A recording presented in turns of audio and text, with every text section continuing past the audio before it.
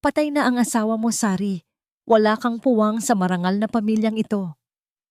Ang bawat salita ni Doña Celestina ay tila mga lason na pilit dumiin sa aking puso habang ako'y nakaluhod sa basang semento.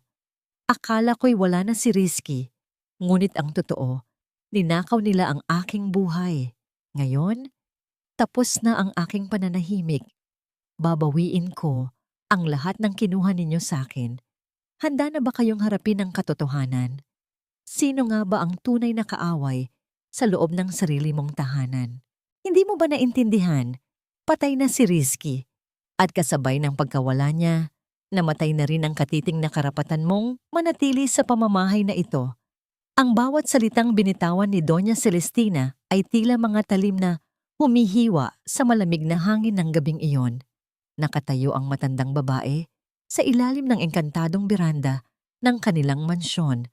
Walang bakas ng awa sa kanyang mukha habang pinagmamasdan ang bawat patak ng ulan na tumatama sa nangangatog na katawan ni Sari.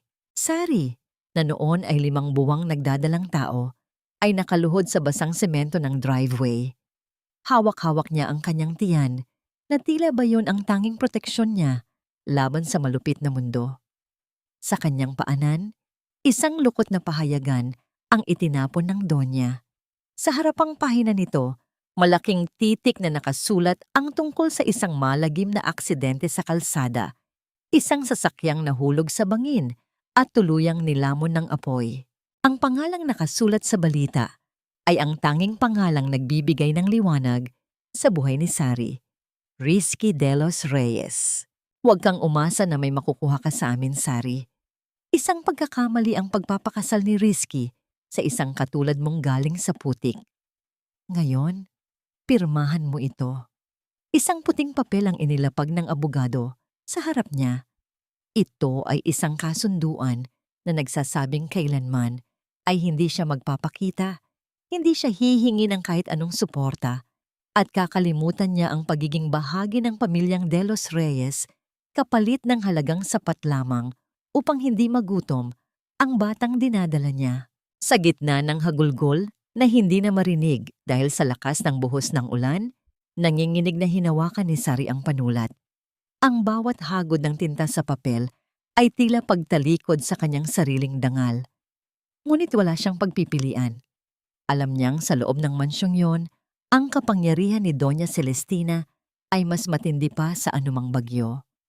Narinig niya ang malakas na pagdausdos ng pintuang bakal, isang tunog na naghudyat ng tuluyang pagkakulong ng kanyang nakaraan at ang pag-iisa niya sa gitna ng kadiliman. 9 na taon ang lumipas, ngunit ang lamig ng gabing iyon ay tila nanatili sa mga buto ni Sari. Ang malawak at malinis na hardin ng mansyon ay napalitan ng masikip at maingay na eskinita ng Divisoria. Sa halip na halimuyak ng mga mamahaling bulaklak, ang nalalanghap niya araw-araw ay ang halo-halong amoy ng mga nabubulok na gulay, usok ng mga sasakyan, at pawis ng mga taong nagkakagulo sa palengke. Nay, okay lang po ako. Huwag na po kayong mag-alala. Ang mahinang boses ni Farhan ay nagpabalik kay Sari sa kasalukuyan. Nakahiga ang 9 na taong gulang na bata sa kanilang maliit na papag na gawa sa pinagtagpi-tagping kahoy. Ang kanyang balat ay tila mas maputla kaysa sa dati at ang bawat hininga niya ay may kasamang tunog na tila ba may humaharang sa kanyang dibdib. Hinaplos ni Sari ang noo ng anak. Ramdam niya ang init na nagmumula rito. Isang lagnat na ayaw bumaba sa loob na ng 3 araw. Farhan, uminom ka muna ng tubig, anak. Sorry ha, hindi pa nakakauwi si Aling Amara. Wala pa tayong pambili ng bagong gamot mo. Pinilit ni Sari na ngumiti, ngunit ang kanyang mga mata ay puno ng pait. Paano niya sasabihin sa anak na ang kinita niya sa pagtitinda ng mga basahan sa maghapon ay sapat lang para sa 1 kilong bigas at 2 pirasong itlog? Ang bawat pag-ubo ni Farhan ay tila isang dagok sa puso ni Sari. Naaalala niya ang mukha ni Rizky sa tuwing titingin siya sa kanyang anak. Ang hugis ng mga mata, ang matangos na ilong, at ang kabutihan ng loob na tila hindi na babagay sa hirap na dinaranas nila ngayon. Sa gabi, kapag mahimbing na ang tulog ng bata, nilalabas ni Sari ang isang lumang kahon ng sapatos na nakatago sa ilalim ng kanilang tulugan. Sa loob nito ay ang tanging alaala ng kanyang nakaraan. Isang kupas na panyo na may burdang R at S at ang lumang singsing na hindi niya kailanman naibenta, gaano man sila kagutom. Isang hapon, habang nag-aayos si Sari ng kanyang mga paninda, lumapit sa kanya si Amara na hingal na hingal. Sari! Sari, tingnan mo ito. May dalang piraso ng punit na dyaryo at isang lumang liham ang kanyang kaibigan. Binanggit ni Amara na ang lumang mansyon ng mga De Los Reyes sa kanilang probinsya ay nakatakda ng gibain at ibenta para sa isang bagong mall project. Ngunit hindi iyon ang nakakuha ng atensyon ni Sari. Sa ibaba ng balita, may isang maliit na anunsyo tungkol sa muling pagbubukas ng kaso ng ari-arian ng pamilya De Los Reyes. At ang mas nakakapanghilakbot, may mga tsismis na kumakalat sa mga dating tauhan ng mansyon na ang aksidente noon ay hindi pala tuluyang pumatay sa lahat ng sakay ng sasakyan.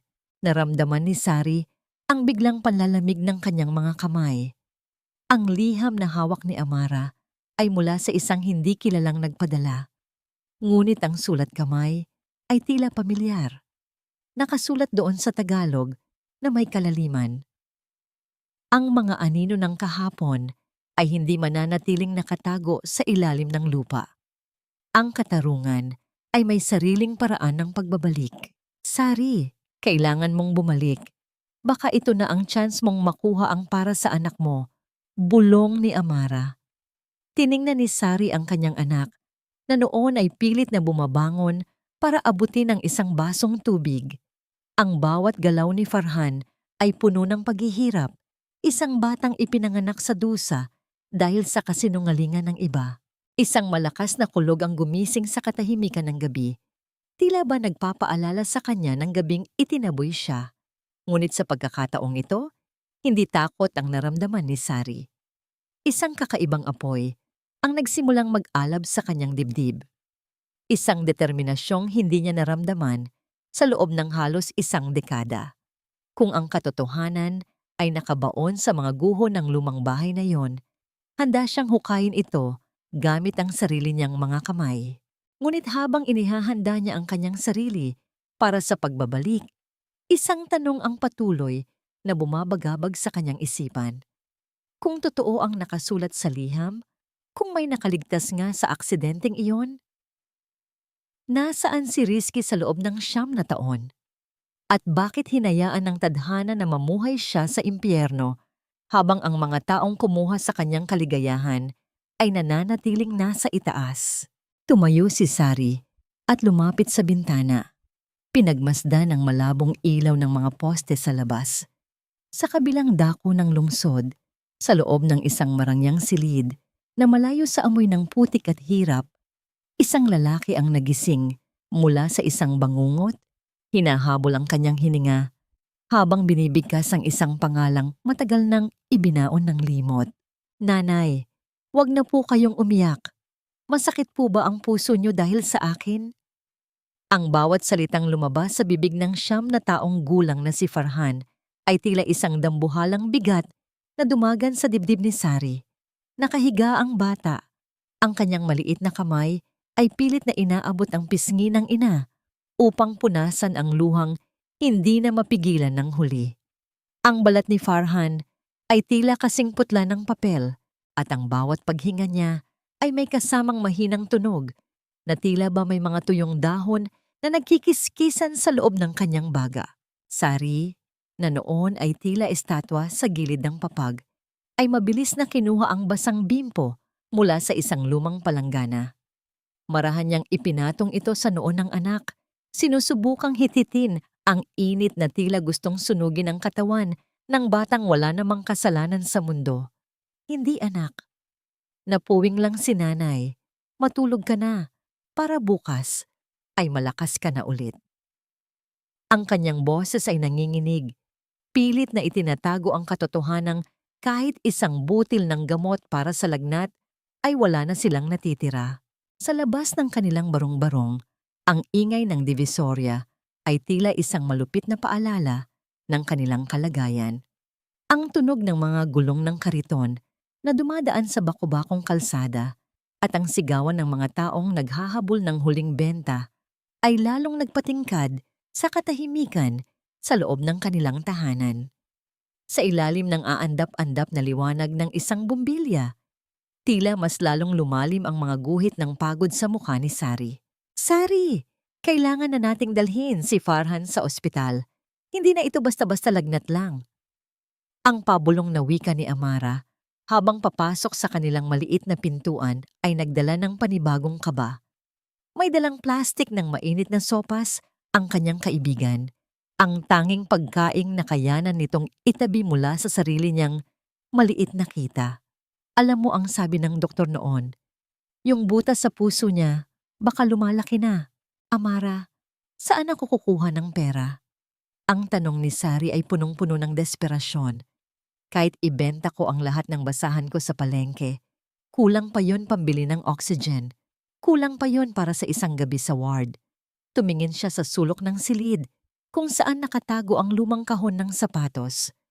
Ang tanging pag-asa ko na lang ay ang lumang mansyon, ang wooden box na ibinaon ko sa ilalim ng sahig ng silid namin ni Rizky bago ako pinalayas. Nandun ang huling hiling ng tatay ni Rizky bago siya namatay, pagpapatuloy ni Sari habang ang kanyang mga mata ay naglalakbay sa kawalan.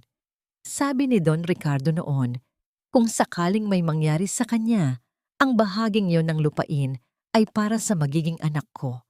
Hindi alam ni Doña Celestina ang tungkol sa dokumentong yun. Akala niya ay napirmahan ko na ang lahat ng pagtalikod sa mana. Pero may isang papel na itinago si Don Ricardo para sa amin. Sari, delikado ang bumalik dun. 9 na taon na ang nakalilipas. Baka kung ano ang naghihintay sa'yo sa lumang bahay na, yun. Babala ni Amara habang hinahaplos ang likod ng kaibigan. At paano kung makita ka ng mga tauhan ng Donya? Alam mo namang hanggang ngayon, takot pa rin siyang malaman ng mundo na may apo siya sa'yo. O hahayaan niyo na lang ba akong tuluyang mawala na parang wala akong halaga? Paos at nanginginig niyang tanong habang dahan-dahang pumapatak ang luha mula sa kanyang mga mata. Halos mabasag ang kanyang boses sa sobrang sakit, tila bawat salita ay pinipilit lamang makawala mula sa dibdib na matagal nang puno ng hinanakit. Sa unang pagkakataon, nakita nila kung gaano siya kapagod lumaban mag-isa. Kung paanong sa likod ng kanyang katatagan ay may isang taong unti-unti nang nauubos dahil sa paulit-ulit na pagtalikod at pananakit ng mga taong pinakaimportante sa kakanya. Ang kanyang mga mata ay puno ng desperasyon, hindi para humingi ng awa, kundi para maramdaman, kahit minsan, na may isang taong handang manatili sa tabi niya. Ngunit ang katahimikang sumunod matapos niyang magsalita ay tila mas matalim pa kaysa anumang masasakit na salita. At doon niya lalong naramdaman ang pinakakinatatakutan niya, ang posibilidad na baka sa huli, wala talagang sasalo sa kanya kapag tuluyan na siyang bumagsak. Sa kailaliman ng gabi, habang ang buong lungsod ay tila pansamantalang nahihimbing, isang itim na sasakyan ang dahan-dahang huminto sa dulo ng madilim na eskinita malapit sa tinitirhan ni Sari. Ang bintana nito ay dahan-dahang bumaba, ngunit walang aninong lumabas.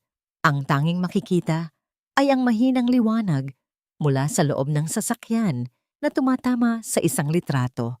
Ang litrato ni Sari habang nagtitinda sa palengke. Isang kamay na may suot na mamahaling relos ang humawak sa manibela. Ang mga daliri nito ay tila nanggigil habang pinagmamasdan ang munting barong-barong. Walang tunog na lumabas sa makina ng sasakyan, ngunit ang presensya nito ay tila isang lason na dahan-dahang kumakalat sa hangin. Sa loob ng bahay biglang nakaramdam ng matinding ginaw si Sari. Isang pakiramdam na tila may mga matang nakatingin sa kanya mula sa kadiliman. Nanay, natatakot po ako. May masamang tao po ba sa labas? Ang mahinang tawag ni Farhan ay nagpabalik sa katinoan ni Sari. Mabilis siyang lumapit sa bintanang gawa sa kapis at dahan-dahang sumilip. Ngunit ang tanging nakita niya ay ang tila kumukutitap na mga ilaw ng sasakyan na mabilis na humarurot palayo. Iniiwan ang usok na tila isang masamang babala. Inakap ni Sari nang mahigpit ang kanyang anak habang ang kanyang puso ay tila isang tambol na naghahabulan sa bilis ng pintig. Alam niyang nagsimula na ang orasan.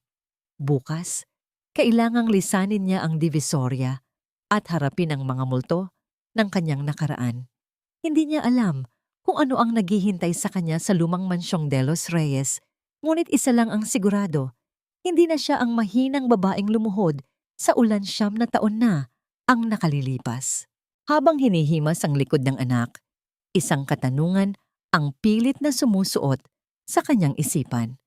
Sino ang taong nasa loob ng sasakyang yon? At bakit tila pakiramdam niya ay hindi lang si Doña Celestina ang dapat niyang katakutan? Sa ilalim ng unan, hinawakan niya ang lumang singsing.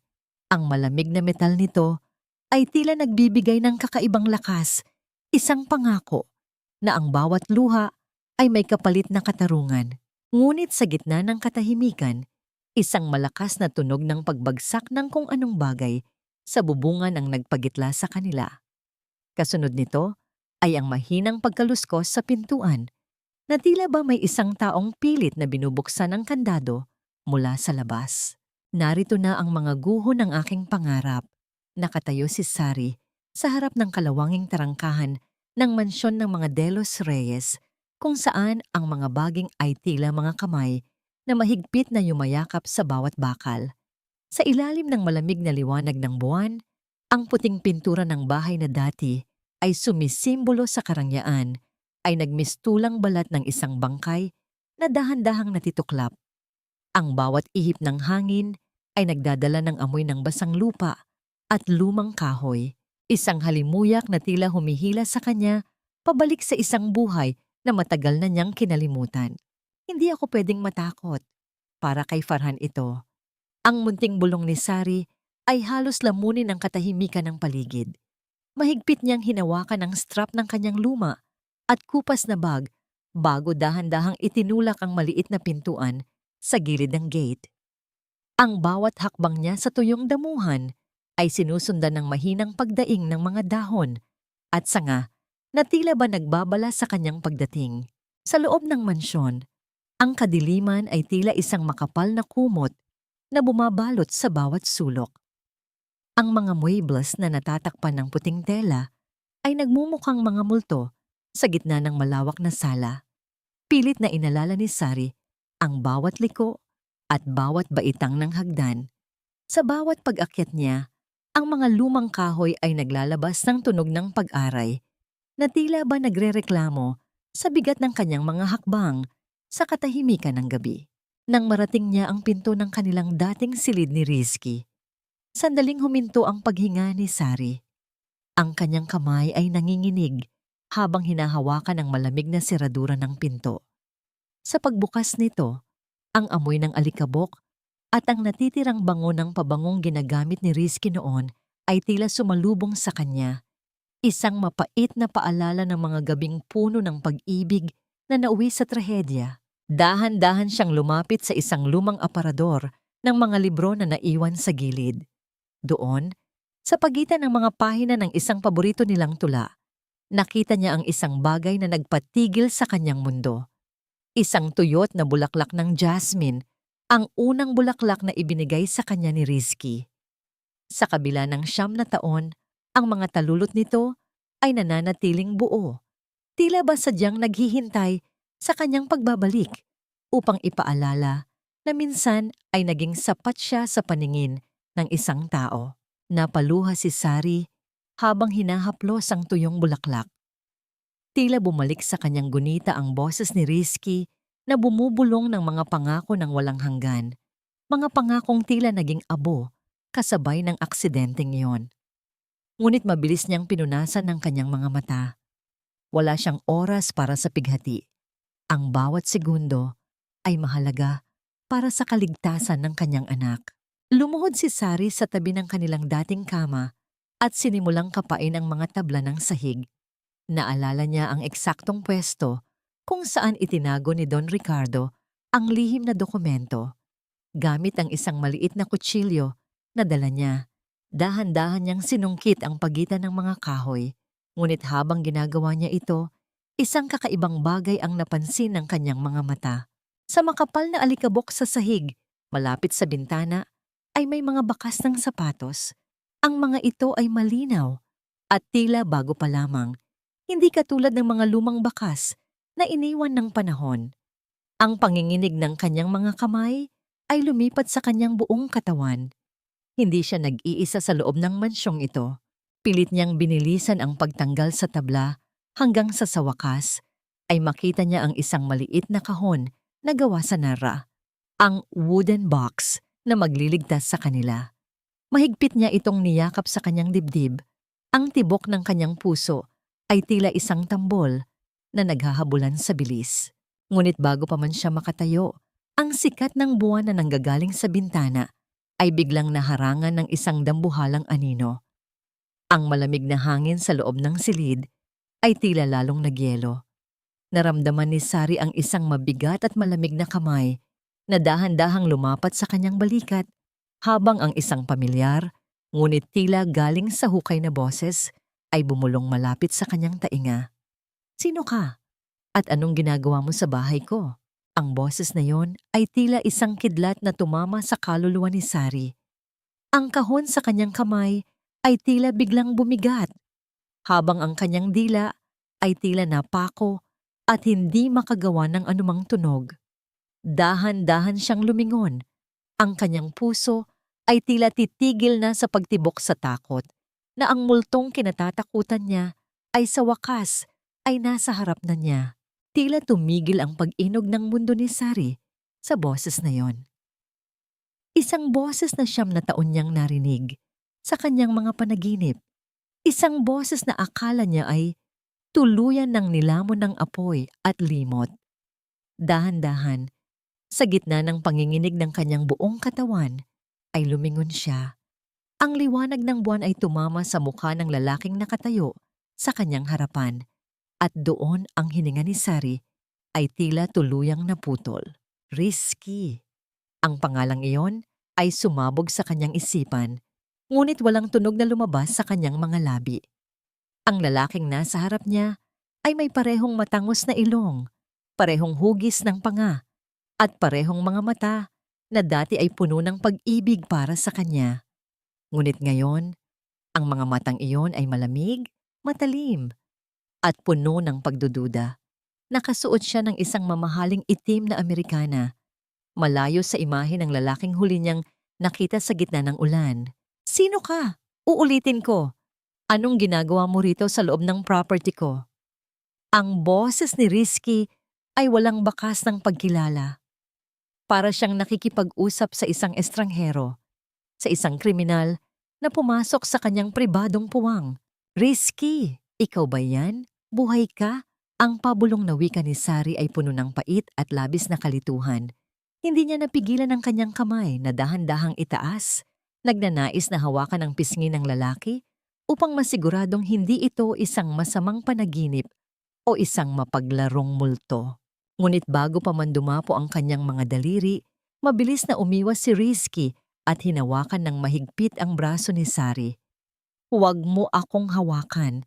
Paano mo nalaman ang pangalan ko? Are you one of those looters? O baka naman pinadala ka ng mga taong gustong makuha ang lupang ito?" Ang higpit ng hawak ni Risky ay nagdulot ng hapdi sa balat ni Sari. Ngunit mas masakit ang katotohanang tila wala siyang kahit anong puwang sa alaala ng lalaking ito. "Risky, ako to. Si Sari, ang asawa mo. Hindi mo ba ako naitatandaan?" Ang bawat salita ni Sari ay may kasamang hikbi na pilit niyang sinusupil.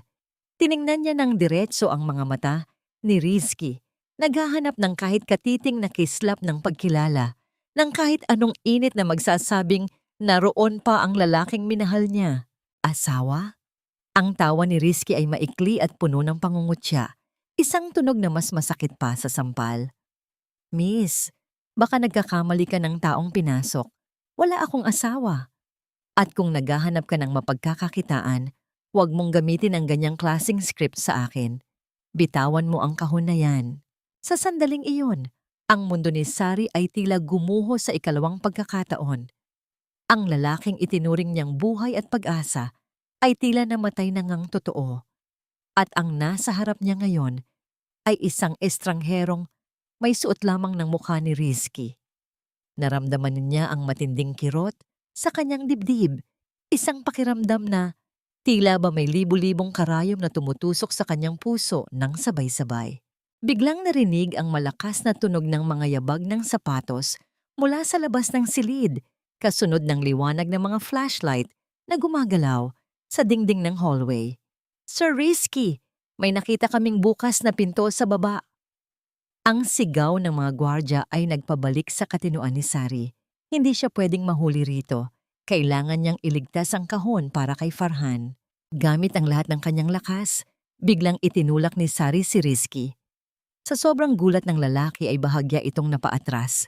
Sapat na pagkakataon para mabilis na tumakbo si Sari patungo sa kabilang pinto ng silid na patungo sa balkon. "Sandali lang!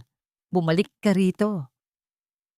Ang sigaw ni Rizky ay umalingaw-ngaw sa buong mansyon, ngunit hindi na lumingon si Sari. Sa gitna ng kanyang pagtakbo, habang ang mga luha ay humahadlang sa kanyang paningin, mabilis siyang bumaba sa isang lumang hagdanan sa gilid ng bahay. Ang bawat hakbang niya ay puno ng desperasyon at sakit. Nang marating niya ang hardin, mabilis siyang lumusot sa butas ng bakod na kanyang dinaanan kanina.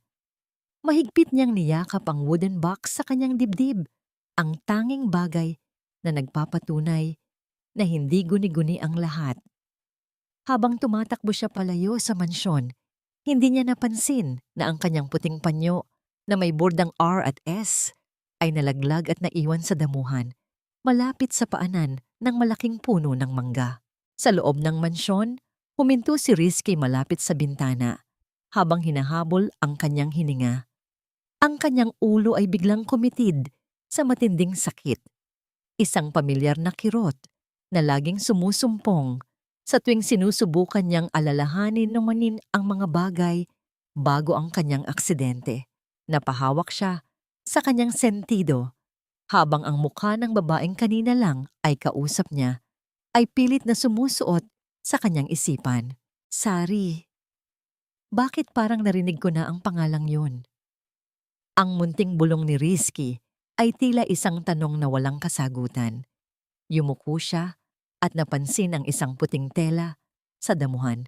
Dahan-dahan niya itong pinulot. Sa ilalim ng liwanag ng kanyang flashlight, nakita niya ang pulang borda ng dalawang titik na pinagdugtong ng isang puso, R at S. Isang kakaibang kuryente ang dumaoy sa kanyang mga daliri habang hinahawakan ng panyo. Sa likod ng kanyang isipan, tila may isang malabong imahe ng isang babaeng nakasuot ng puti, tumatawa sa gitna ng ulan. Ngunit bago pa man niya makita ang mukha nito, ang anino ng kanyang ina, na si Doña Celestina, ay lumitaw sa may pintuan ng silid. "Rizky, anak, anong ginagawa mo rito sa dilim? May problema ba?" Ang boses ng matandang babae ay puno ng pagkukunwaring pag-aalala, ngunit ang kanyang mga mata ay mabilis na gumala sa bawat sulok ng silid, tila ba may hinahanap na hindi dapat naroon. "Wala lang yon, Rizky. Baka isa lang sa mga taong gustong makiusyoso sa ating ari-arian." Ang boses ni Doña Celestina ay tila malapot na pulot. Matamis sa pandinig ngunit nakakasulasok ang lagkit. Nakatayo siya sa harap ng kanyang anak. Ang kanyang mga kamay na puno ng mamahaling hiyas ay dahan-dahang kinuha ang puting panyo mula sa pagkakahawak ni Rizky. Sa isang mabilis na galaw, itinago niya ito sa loob ng kanyang bulsa na tila ba isang ebidensya ng isang krimen na dapat agad na mabaon sa limot. "Pero ma, tinawag niya akong asawa. At ang panyong iyon, ang mga titik na R at S. Bakit tila may kung anong kirot sa loob ko nang makita ko yon?" Ang tanong ni Rizky ay puno ng kalituhan. Ang kanyang mga kamay ay dahan-dahang humahaplos sa kanyang sentido kung saan ang bawat pintig ng dugo ay tila isang martilyo na nagpapaalala sa kanyang nakaraan. Tumingin siya sa kanyang ina, naghahanap ng katotohanan sa mga matang tila palaging may itinatagong anino. Huwag kang magpadala sa mga ganyang klasing babae, anak. Maraming desperada sa mundo, lalo na't alam nilang ikaw ang tagapagmana ng lahat ng ito. Marahil ay isa siya sa mga babaeng nakapaligid sa iyo bago ang aksidente, mga babaeng tanging pera lang ang hinahabol. Ang bawat salita ni Celestina ay tila isang dahan-dahang pagbuhos ng lason sa isipan ni Rizky. Nilalabo ang anumang liwanag ng alaala na pilit na sumisilip. Huwag mong pahirapan ang sarili mo, Rizky. Ang mahalaga ay narito ka, ligtas at malayo sa mga taong gustong manamantala sa iyo. Samantala, sa gitna ng ingay at alikabok ng Divisoria, tila isang anino si Sari na naglalakad patungo sa kanilang barong-barong. Mahigpit niyang yakap ang wooden box. Ang kanyang mga daliri ay namumuti na sa tindi ng pagkakahawak. Ang kanyang mga mata ay tuyo na sa kakaiyak, ngunit ang pait sa kanyang lalamunan ay tila hindi na mawala. Buhay siya. Buhay si Rizky. Ngunit mas masakit pa sa kamatayan ang malamang kinalimutan na siya ng taong naging mundo niya. Sari! Anong nangyari? Bakit ganyan ang itsura mo? Ang nag-aalalang boses ni Amara ang sumalubong sa kanya. Mabilis na kinuha ng kaibigan ng kahon at inakay si Sari paupo sa papag. Nang makita ni Sari ang mahimbing na tulog ni Farhan, doon lamang siya tuluyang humulagpos. Isang hikbi na tila nanggaling sa kailaliman ng kanyang kaluluwa ang kumawala. Isang tunog ng pagkadurog na tila walang anumang gamot ang makakapaghilom. Buhay siya, Amara. Pero hindi niya ako kilala. Para lang akong basurang dumaan sa harap niya. Ang bawat salita ni Sari ay tila isang patak ng dugo mula sa isang sugat na muling binuksan. Itinaboy niya ako sa sarili naming bahay. Hindi nagtagal. Isang marangyang sasakyan ang dahan-dahang pumasok sa masikip na eskinita. Isang bagay na tila hindi nababagay sa kapaligiran ng dusa at hirap. Ang mga tao sa palengke ay napahinto sa kanilang pagtitinda. Ang bawat mata ay nakatuon sa itim na sasakyang tila isang dambuhalang hayop na naglalakad sa gitna ng mga langgam. Ang pintuan nito ay bumukas at lumabas si Doña Celestina. Suot ang kanyang pinakamahal na bestida at isang nangiting tila isang insulto sa kahirapan ng paligid. Sari Montoya. Ang sigaw ng matandang babae ay umalingaw-ngaw sa buong palengke, sapat na upang mapatingin ang lahat ng tao sa kanilang direksyon. Lumapit siya sa pwesto ni Sari. Ang bawat hakbang niya ay puno ng pagyayabang at panghahamak. Akala mo ba ay hindi ko malalaman ang pag-atake mo sa aking anak? Akala mo ba ay mapapaikot mo siya sa mga kasinungalingan mo? Donya, wala po akong ginagawang masama. Kinuha ko lang ang dapat na sa amin ni Farhan. Ang boses ni Sari ay mahina, ngunit may halong paninindigan. Tumayo siya ng tuwid sa harap ng Donya, kahit na ang kanyang mga kamay ay nanginginig sa loob ng kanyang bulsa. Sa inyo. Ang tawa ni Celestina ay tila isang matalim na kutsilyo na humiwa sa katahimikan. Wala kayong kahit ano sa pamilyang De Los Reyes. Ikaw ay isang panaginip na dapat nang magising. Sari, isang pagkakamali na kailanman ay hindi ituturing na bahagi ng aming marangal na pangalan.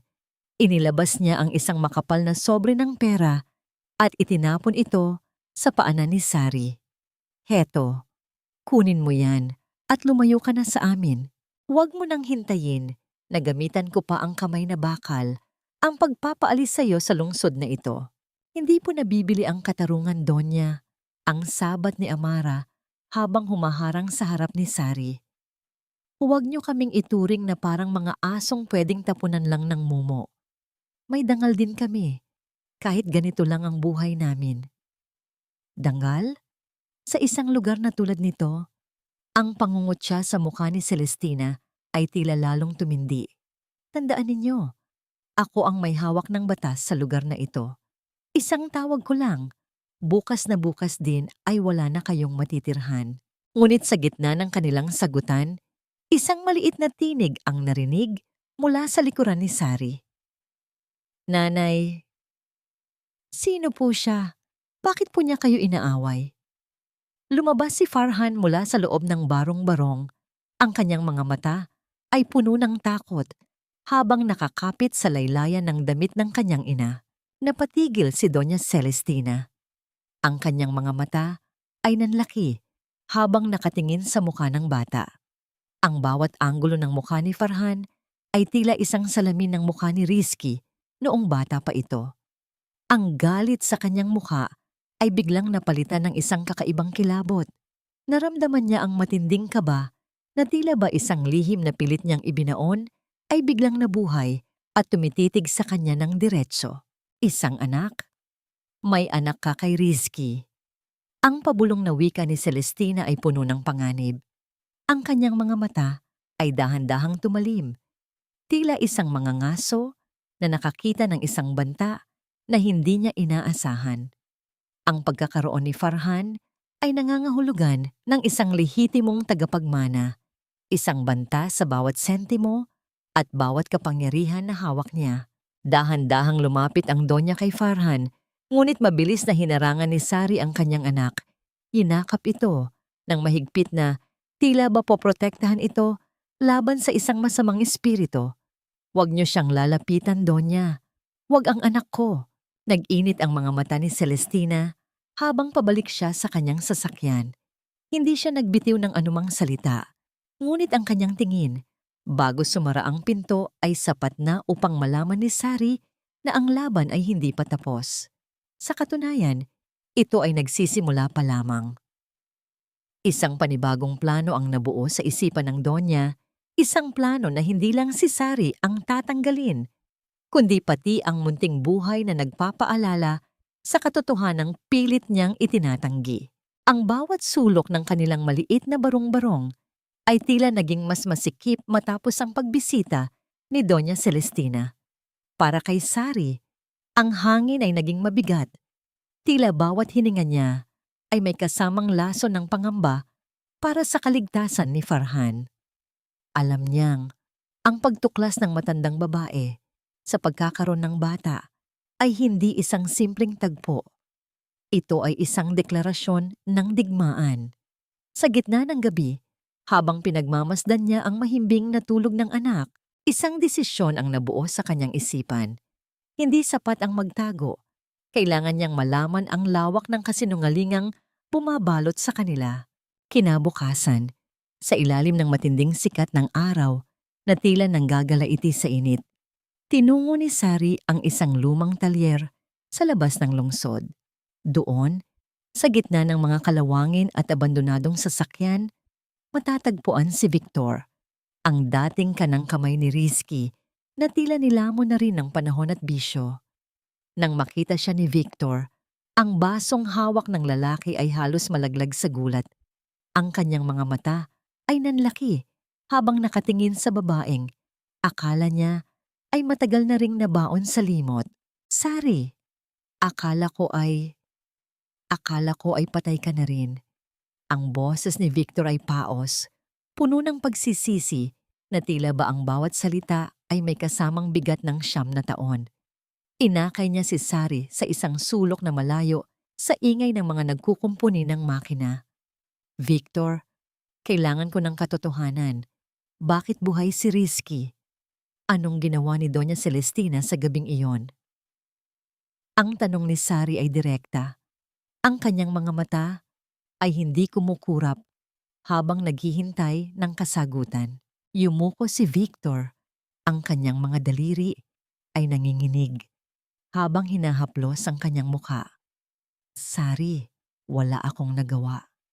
Matapos ang aksidente, dinala agad ni Doña Celestina si Rizky sa Amerika. Ipinalabas niyang patay na ang kanyang anak para maputol ang koneksyon nito sa iyo.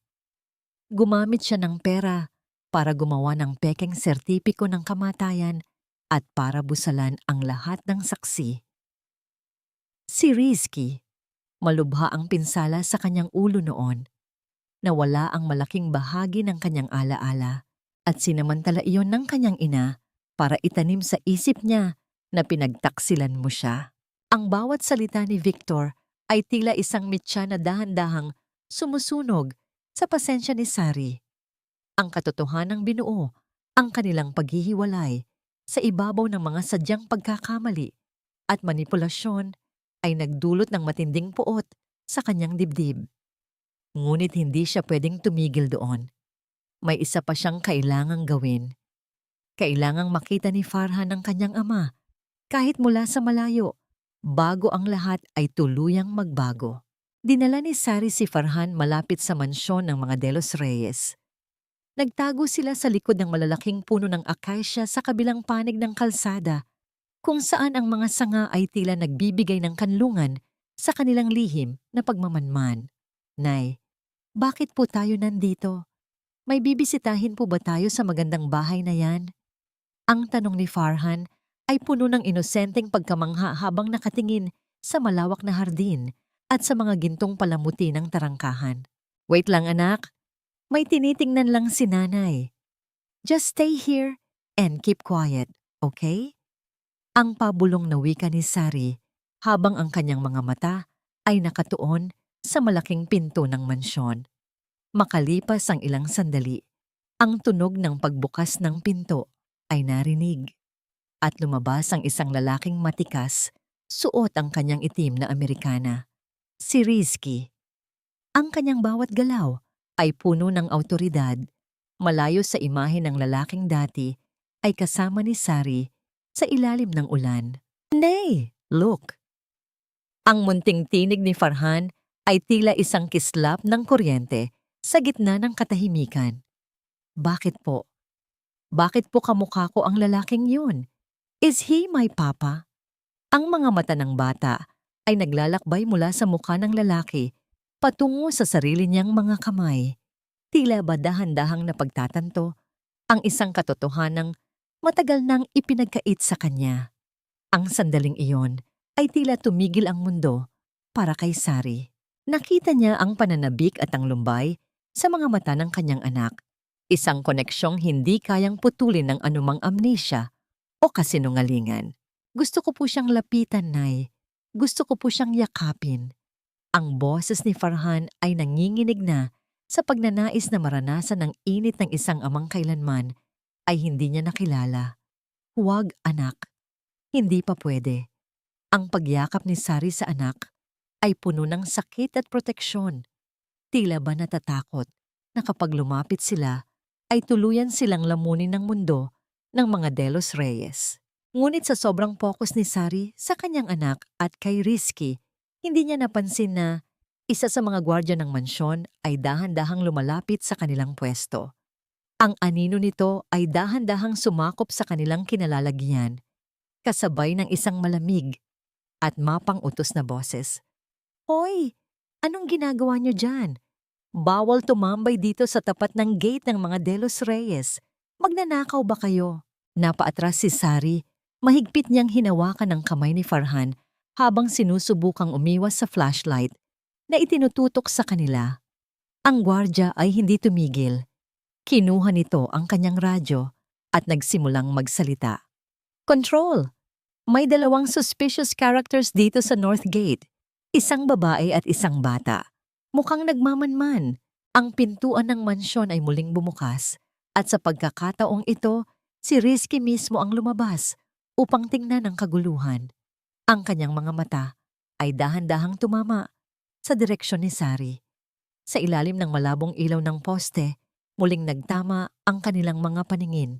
Ang isa ay puno ng takot at pag-ibig, habang ang isa ay puno ng kalituhan at isang kakaibang pakiramdam na tila ba ang kanyang buong mundo ay muling manginginig sa isang hindi inaasahang revelasyon. Bitawan niyo sila. Ang utos ni Rizky ay tila isang malamig na hanging umihip sa gitna ng tensyon sa tapat ng tarangkahan.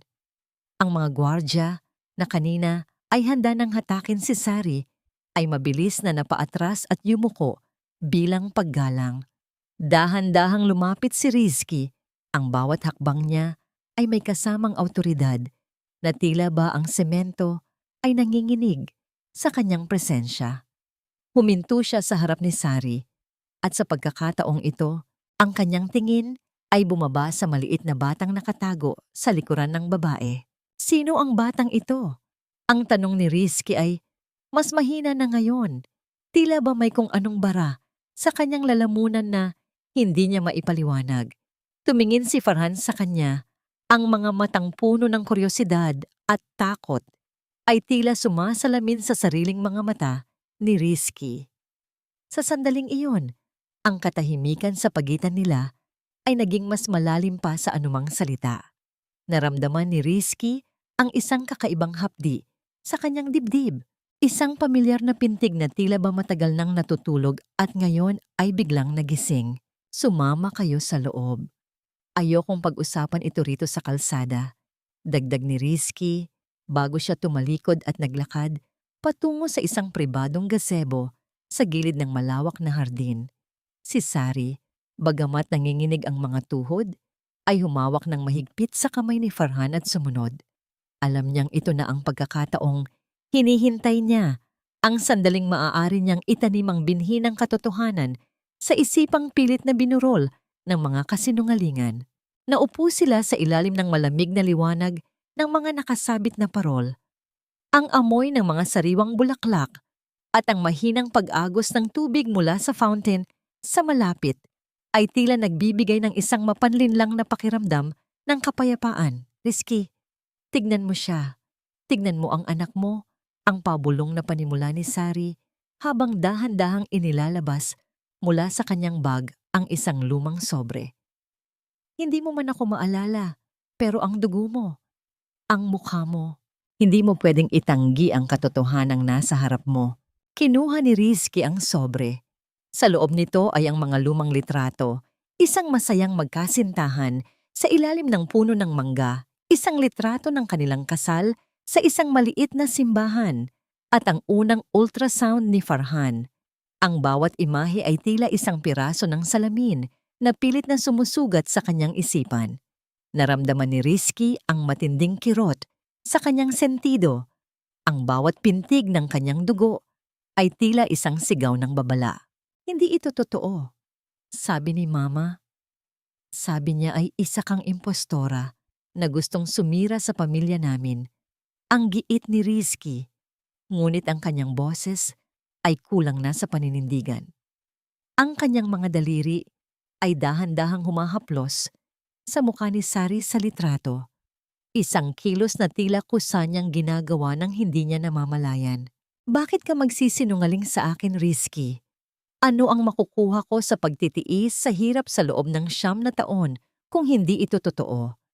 Ang bawat salita ni Sari ay may kasamang pait at pag-ibig na tila ba nanggagaling sa kailaliman ng kanyang kaluluwa.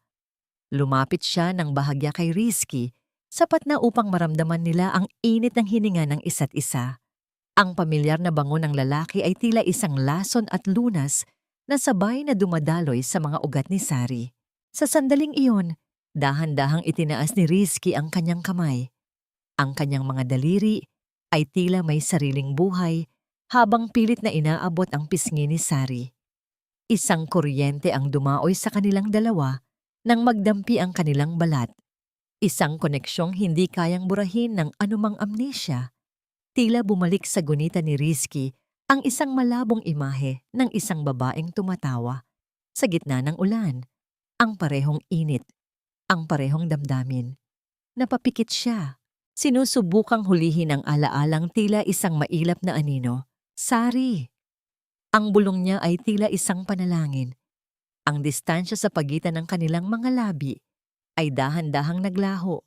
Ang tensyon ay naging isang matamis na paghihirap na tila ba ang buong mundo ay tumigil para lamang sa kanila.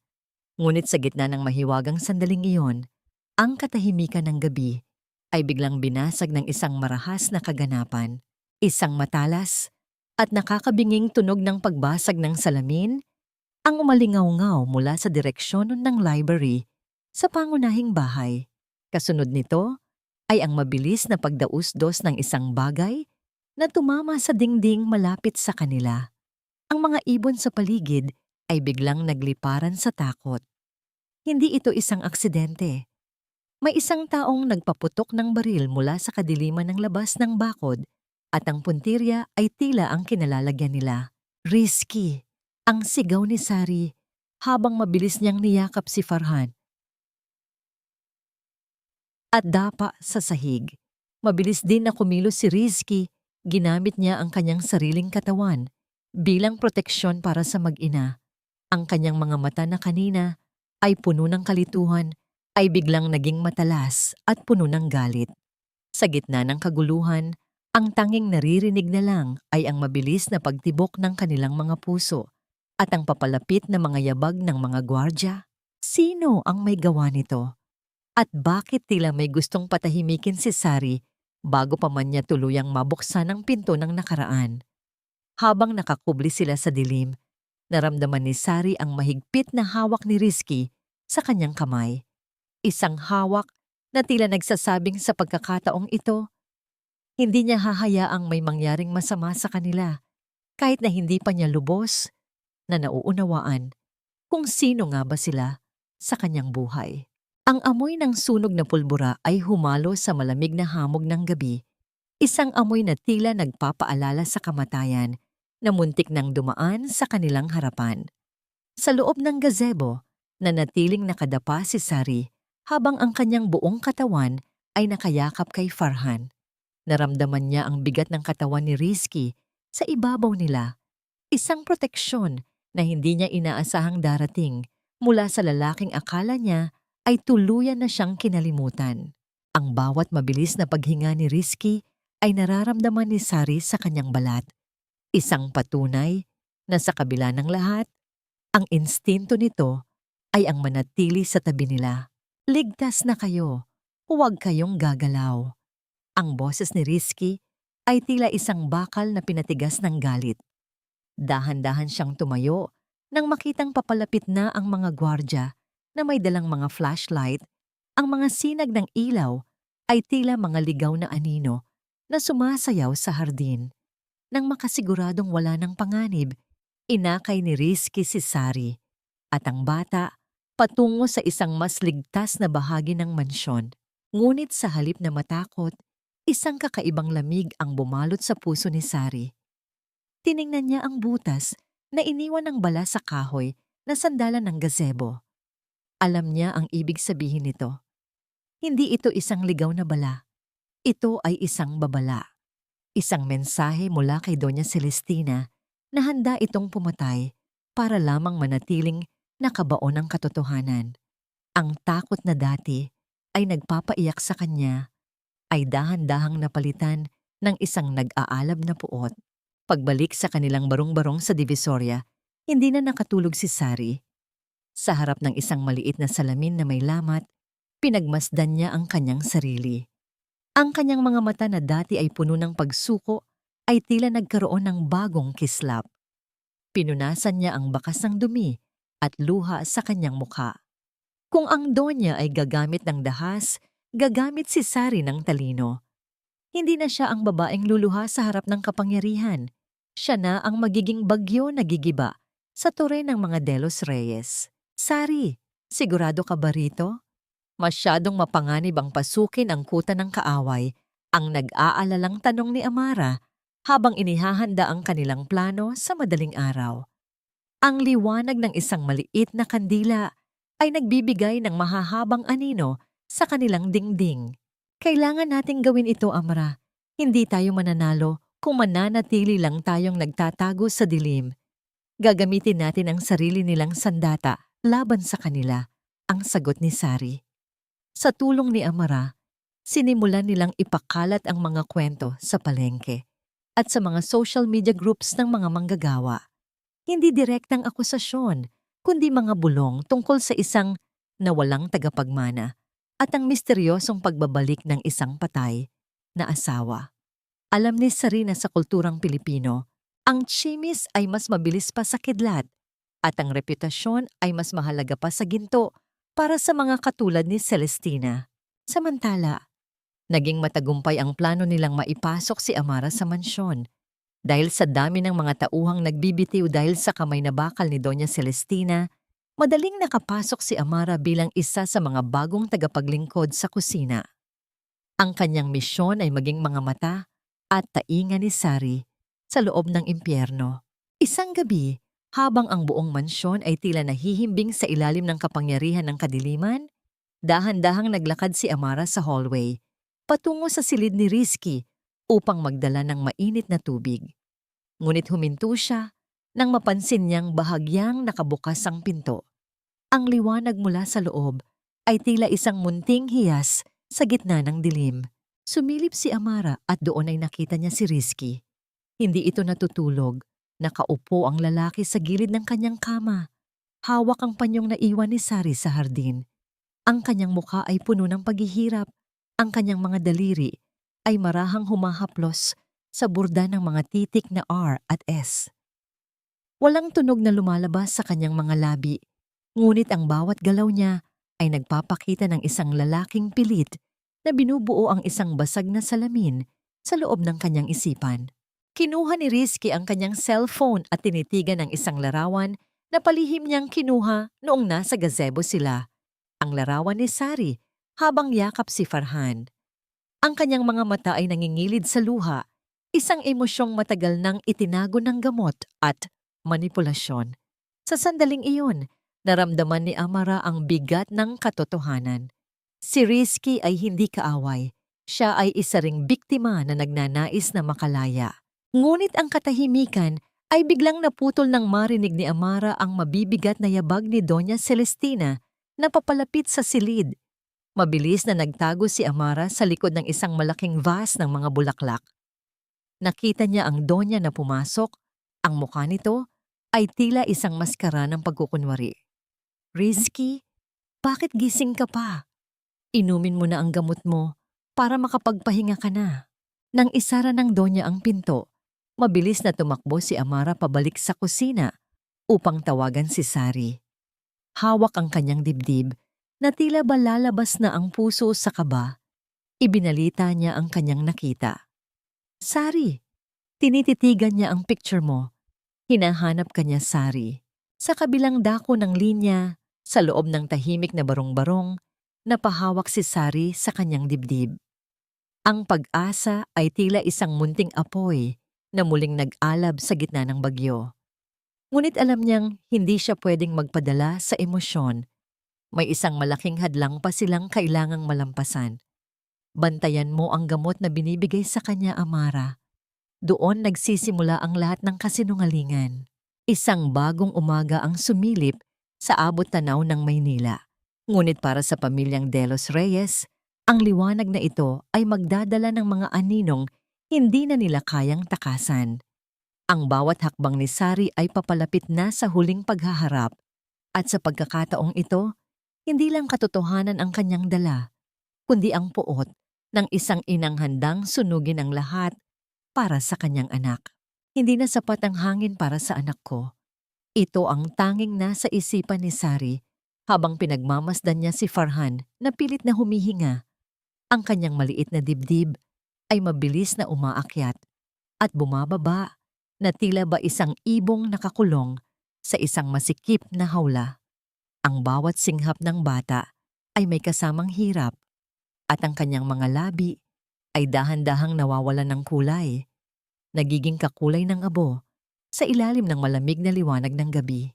Nay, ang hirap po. Ang pabulong na wika ni Farhan ay tila isang libong patalim na sumusugat sa puso ni Sari. Ang mga mata ng bata ay tila humihingi ng saklolo, isang hiling na hindi kayang ibigay ng kahit anong yakap o haplos.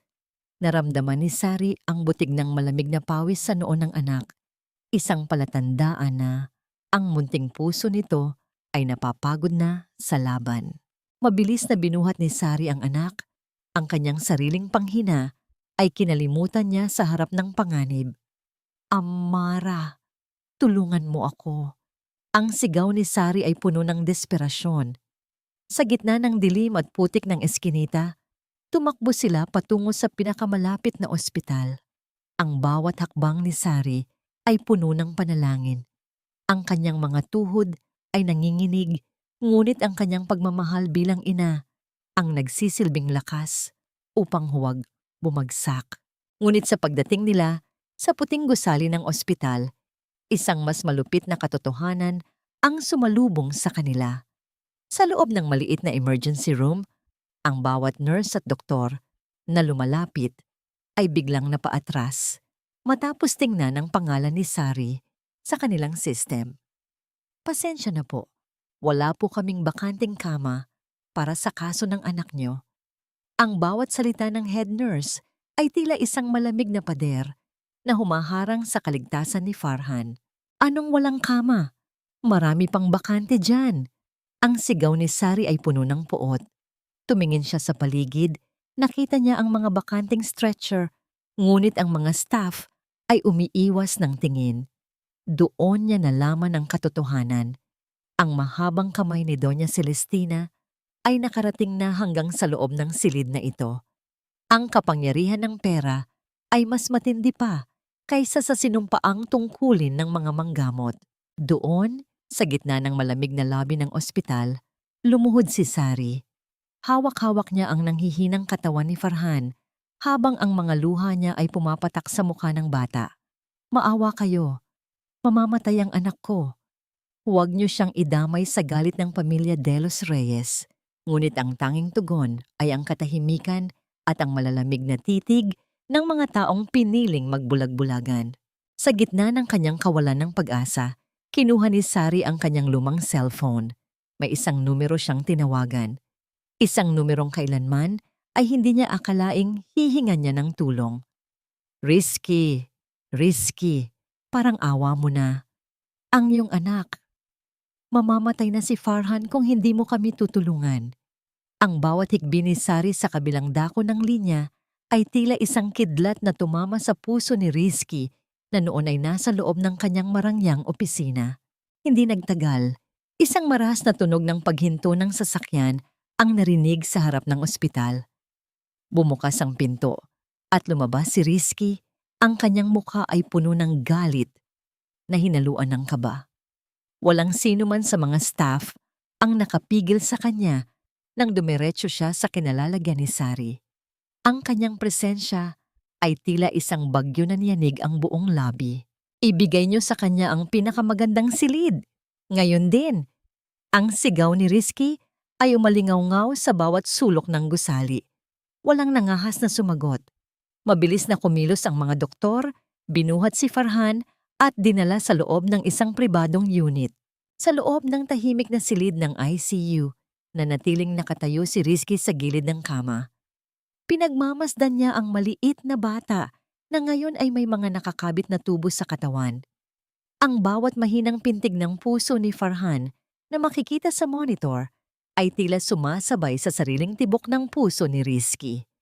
Dahan-dahan, sa gitna ng takot na baka ito ay isang panaginip lamang, itinaas ni Rizky ang kanyang kamay. Hinawakan niya ang maliit na kamay ni Farhan. Ang init ng balat ng bata ay tila nagpadaloy ng isang kakaibang enerhiya sa kanyang mga ugat. Isang koneksyon na hindi kailanman maibibigay ng anumang siyensya o gamot. Sa sandaling iyon, ang mga pader ng kanyang amnesia ay tila nagkaroon ng malalim na lamat. Ang maliit na kamay na yon, tila ba matagal na niyang hinahawakan sa kanyang mga pangarap. Bakit? Bakit tila kilala kita? Ang munting bulong ni Rizky ay tila isang panalangin sa gitna ng katahimikan. Napansin niya ang isang chart sa gilid ng kama. Ang blood type ni Farhan at ang rare condition nito sa puso ay eksaktong katulad ng sa kanya. Ang pagkakatulad na ito ay hindi pwedeng maging isang simpleng nagkataon lamang. Ang bawat selula sa kanyang katawan ay sumisigaw na ang batang ito ay bahagi ng kanyang sariling pagkatao. Dahan-dahang lumapit si Sari sa kanyang likuran. Pilit pinatatag ang sarili kahit bakas pa sa kanyang mukha ang pagkapuyat at pag-iyak. Namumula ang kanyang mga mata, ngunit ang mas nangingibabaw doon ay ang matinding pag-aalala para sa lalaking unti-unti nang nilalamon ng galit at pagdududa.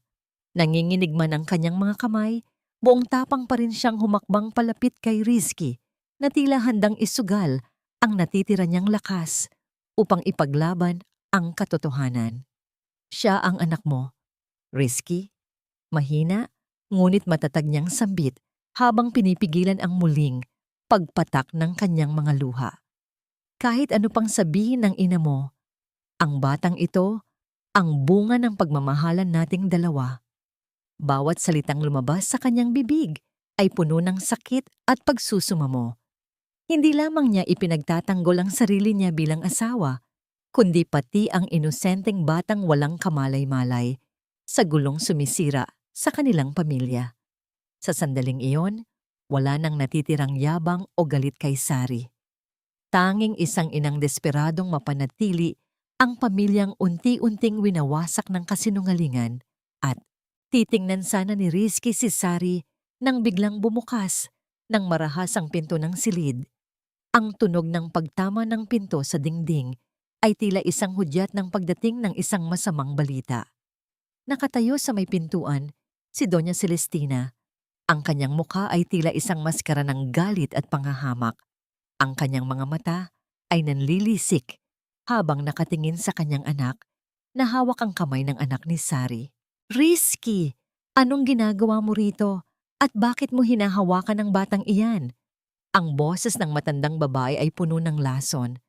Lumapit siya at marahas na hinila ang braso ni Rizky palayo sa kama. Sinabihan na kita na huwag kang makikipag-ugnayan sa basurang pamilyang ito. Sila ay kamatayan sa ating pangalan. Ina, tama na. Ang sigaw ni Rizky ay tila isang pagyanig na nagpatahimik sa buong silid. Sa unang pagkakataon sa kanyang buhay, tumingin siya sa kanyang ina ng may halong puot at pagdududa. Ang batang ito, siya ang kailangan ko at hinding-hindi ko siya iiwan kahit ano pang gawin mo. Ang tensyon sa loob ng silid ay tila isang kuryenteng handang sumabog. Ang hininga ni Doña Celestina ay nagbago. Ang kanyang mga mata ay tumalim habang dahan-dahan siyang lumingon kay Sari. Isang plano na mas malupit at mas tuwoso ang dahan-dahang nabuo sa kanyang isipan. Kung hindi niya kayang ilayo si Rizky sa pamamagitan ng salita, gagawin niya ito sa paraang mas masakit. Isang paraan na magpapaguho sa lahat ng natitirang pag-asa ni Sari. Lumabas ka na, ma. Ang bawat salita ni Rizky ay tila isang malamig na hanging umihip sa loob ng silid ng ospital, isang utos na walang halong pag-aalinlangan. Nakatayo siya sa gilid ng kama ni Farhan. Ang kanyang mga kamay ay nakakuyom habang ang kanyang mga mata ay nananatiling nakatuon sa kanyang ina. Sa unang pagkakataon, ang awtoridad na dati ay pagmamay-ari lamang ni Doña Celestina ay tila lumipat na sa kanyang anak. Nagtagis ang mga bagang ng matandang babae. Ang kanyang mukha na dati ay puno ng pagyayabang ay tila naging isang maskara ng pagkagulat at puot. Hindi mo alam ang ginagawa mo, Rizky. Pinoprotektahan lang kita mula sa mga taong gustong humuthot sa ating yaman. Ang sigaw ni Celestina ay umalingaw-ngaw, ngunit hindi nito natinag ang paninindigan ni Rizky. Sa isang marahas na pagpihit, lumabas ang Donya. Ang tunog ng kanyang mga takong sa sahig ay tila mga martilyong nagpapahayag ng kanyang matinding galit. Nang maiwan silang mag-isa, kinuha ni Rizky mula sa kanyang bulsa ang isang maliit na puting bote. Ang gamot na pinapainom sa kanya ng ina, araw-araw, mula nang magising siya mula sa aksidente. Tinitigan niya ang maliit na tableta sa loob nito. Naalala niya ang bawat pagkakataon na pagkatapos niyang inumin ito, ang kanyang isipan ay tila nababalot ng makapal na hamog. Nilalabo ang bawat anino ng kanyang nakaraan. Dahan-dahan, lumapit siya sa lababo at itinapon ang lahat ng laman ng bote sa lagusan ng tubig. Ang bawat pagbagsak ng tableta ay tila isang hakbang patungo sa kanyang kalayaan mula sa hawla ng kasinungalingan. Sa kailaliman ng gabi, habang ang ospital ay tila nahihimbing sa ilalim ng mga fluorescent na ilaw, tinungo ni Rizky ang mansyon ng mga De Los Reyes. Hindi siya pumasok sa kanyang sariling silid. Sa halip, tinungo niya ang opisina ng kanyang ina. Isang lugar na kailanman ay hindi niya pinangahasang pasukin nang walang pahintulot. Ang amoy ng mamahaling kahoy na mahogany at ang lamig ng aircon ay tila sumalubong sa kanya. Isang atmosperang puno ng mga lihim, gamit ang isang susi na palihim niyang nakuha. Binuksan ni Rizky ang isang nakatagong drawer sa ilalim ng mesa ng Donya. Ang kanyang puso ay tila isang tambol na naghahabulan sa bilis habang ang kanyang mga daliri ay naghahanap sa mga makakapal na folder. Doon, sa ilalim ng mga kontrata at titulo ng lupa, nakita niya ang isang asul na folder na may nakasulat na pangalan ni Sari. Nang buksan niya ito, ang mundo ni Rizky ay tila tuluyang gumuho. Nakita niya ang isang sertipiko ng kamatayan na may pangalan ni Sari Montoya na may petsang 1 buwan matapos ang kanyang aksidente. Ngunit sa tabi nito ay ang mga ulat ng isang pribadong investigador na nagpapakita ng mga larawan ni Sari habang nagbubuntis, mga larawan niya sa palengke, at ang bawat ulat tungkol sa paglaki ni Farhan. Ang bawat pahina ay isang patunay na alam ng kanyang ina na buhay ang kanyang asawa at anak, ngunit pinili nitong mabaon sila sa limot at hirap. Napaupo si Rizky sa sahig ng opisina. Ang folder ay dahan-dahang nalaglag mula sa kanyang mga kamay. Ang bawat hininga niya ay tila isang pasanin, habang ang mga luha ay nagsisimulang pumatak sa kanyang mga pisngi. Ang sakit ng pagtataksil ng sariling ina ay mas matindi pa sa anumang pinsalang natamo niya sa aksidente. Naalala niya ang bawat gabi na ininom niya ang gamot, ang bawat sandaling naniwala siya sa mga lason na salita ni Celestina tungkol kay Sari. Mabilis siyang tumayo at lumabas ng mansyon, sumakay sa kanyang kotse at pinasibad ito palayo sa impyernong iyon. Huminto siya sa tabing dagat ng Manila Bay, kung saan ang tanging naririnig ay ang mahinang paghampas ng mga alon sa pampang. Doon, sa loob ng katahimikan ng kanyang sasakyan, tuluyan siyang humulagpos. Isang hagulgol na puno ng pagsisisi at pangungulila ang kumawala sa kanyang dibdib. Patawad, Sari. Patawad, anak ko. Ang munting bulong niya ay tila isang panalangin na pilit na inaabot ang langit. Kinuha niya ang kanyang telepono at tinawagan si Victor. Victor, kailangan ko ang huling ebidensya. Ang testamentong sinasabi mo. Magkita tayo sa tapat ng lumang talyer ngayon din. Ang boses ni Rizky ay puno ng determinasyon. Ang galit ay naging isang malamig na katarungan. Sa kabilang dako ng linya, narinig ni Rizky ang boses ni Victor na tila balisa. Papunta na ako, sir. Hawak ko na ang orihinal na dokumento na itinago ni Don Ricardo. Dito nakasulat na ang lahat ng yaman ay mapupunta sa magiging anak niyo ni Sari. Ito na ang katapusan ng kapangyarihan ni Doña Celestina. Ngunit habang naghihintay si Rizky sa dilim ng kalsada, isang marahas na tunog ng pagpreno ng sasakyan ang umaling-awngaw mula sa direksyon ni Victor. Kasunod nito ay ang tunog ng isang malakas na pagtama ng metal sa isa pang metal. Isang banggaan na tila yumanig sa buong paligid. Narinig ni Rizky sa kabilang linya ang mahinang pagdaing ni Victor at ang tunog ng mga yabag ng sapatos na papalapit sa biktima. Victor! Victor, sumagot ka! Ang sigaw ni Rizky ay puno ng kilabot. Ngunit ang tanging narinig niya ay ang isang malamig na katahimikan bago tuluyang maputol ang linya. Isang anino ang dahan-dahang lumakad palayo sa pinangyarihan ng aksidente. Bit-bit ang folder na magliligtas sana sa kanila.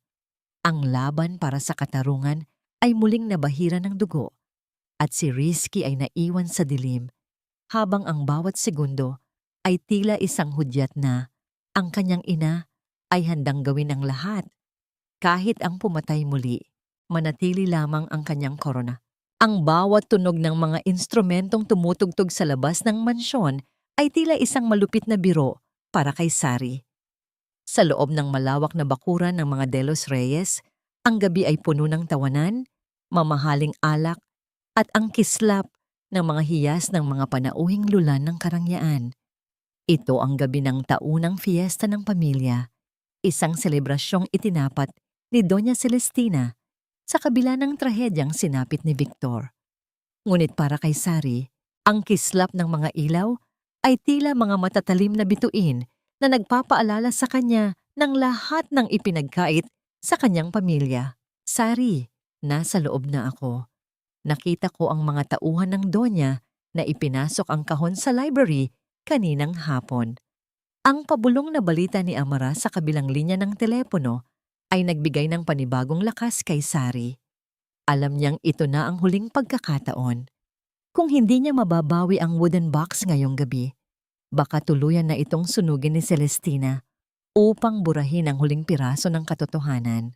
Suot ang isang simpleng uniforme ng mga catering staff na palihim na ibinigay ni Amara. Dahan-dahang pumasok si Sari sa gilid ng mansyon. Ang kanyang puso ay tila isang tambol na sumasabay sa mabilis na himig ng musika sa labas. Yumuyukod siya sa bawat panauhing nadadaanan. Itinatago ang kanyang mukha sa ilalim ng malalaking tray ng pagkain. Ang bawat hakbang niya sa makinis na sahig ay tila isang paglalakad sa ibabaw ng manipis na salamin. Nang makarating siya sa hallway patungo sa library, ang katahimikan ay tila isang malamig na kamay na humahaplos sa kanyang balat. Dahan-dahan niyang itinulak ang mabigat na pintuan na gawa sa narra. Ang amoy ng lumang papel at langis ng kahoy ay sumalubong sa kanya. Sa gitna ng dilim, tanging ang sinag ng buwan mula sa bintana ang nagbibigay ng liwanag sa silid. Nagsimulang maghanap si Sari. Ang kanyang mga kamay ay mabilis na humahaplos sa mga drawer at cabinet. Ngunit bago pa man niya makita ang kahon, isang mahinang tunog ng pagpihit ng seradura ang narinig niya mula sa kabilang pinto. Mabilis siyang nagtago sa likod ng isang malaking estante ng mga libro. Ang kanyang hininga ay pinilit niyang pigilin habang ang kanyang puso ay tila sasabog na sa kaba. Isang anino ang pumasok, ngunit hindi ito ang Donya. Ang amoy ng pamilyar na pabango ang nagsabi kay Sari kung sino ang taong iyon. Si Rizky. Nakita niya ang lalaki na dumiretso sa mesa ng kanyang ina. Tila may hinahanap din na mahalagang bagay. Sa gitna ng pagmamadali, hindi sinasadyang nasagi ni Sari ang isang florera na lumikha ng isang mahinang tunog sa katahimikan ng silid. Sino yan? Ang boses ni Rizky ay puno ng paghihinala. Dahan-dahan siyang lumapit sa pinagtataguan ni Sari.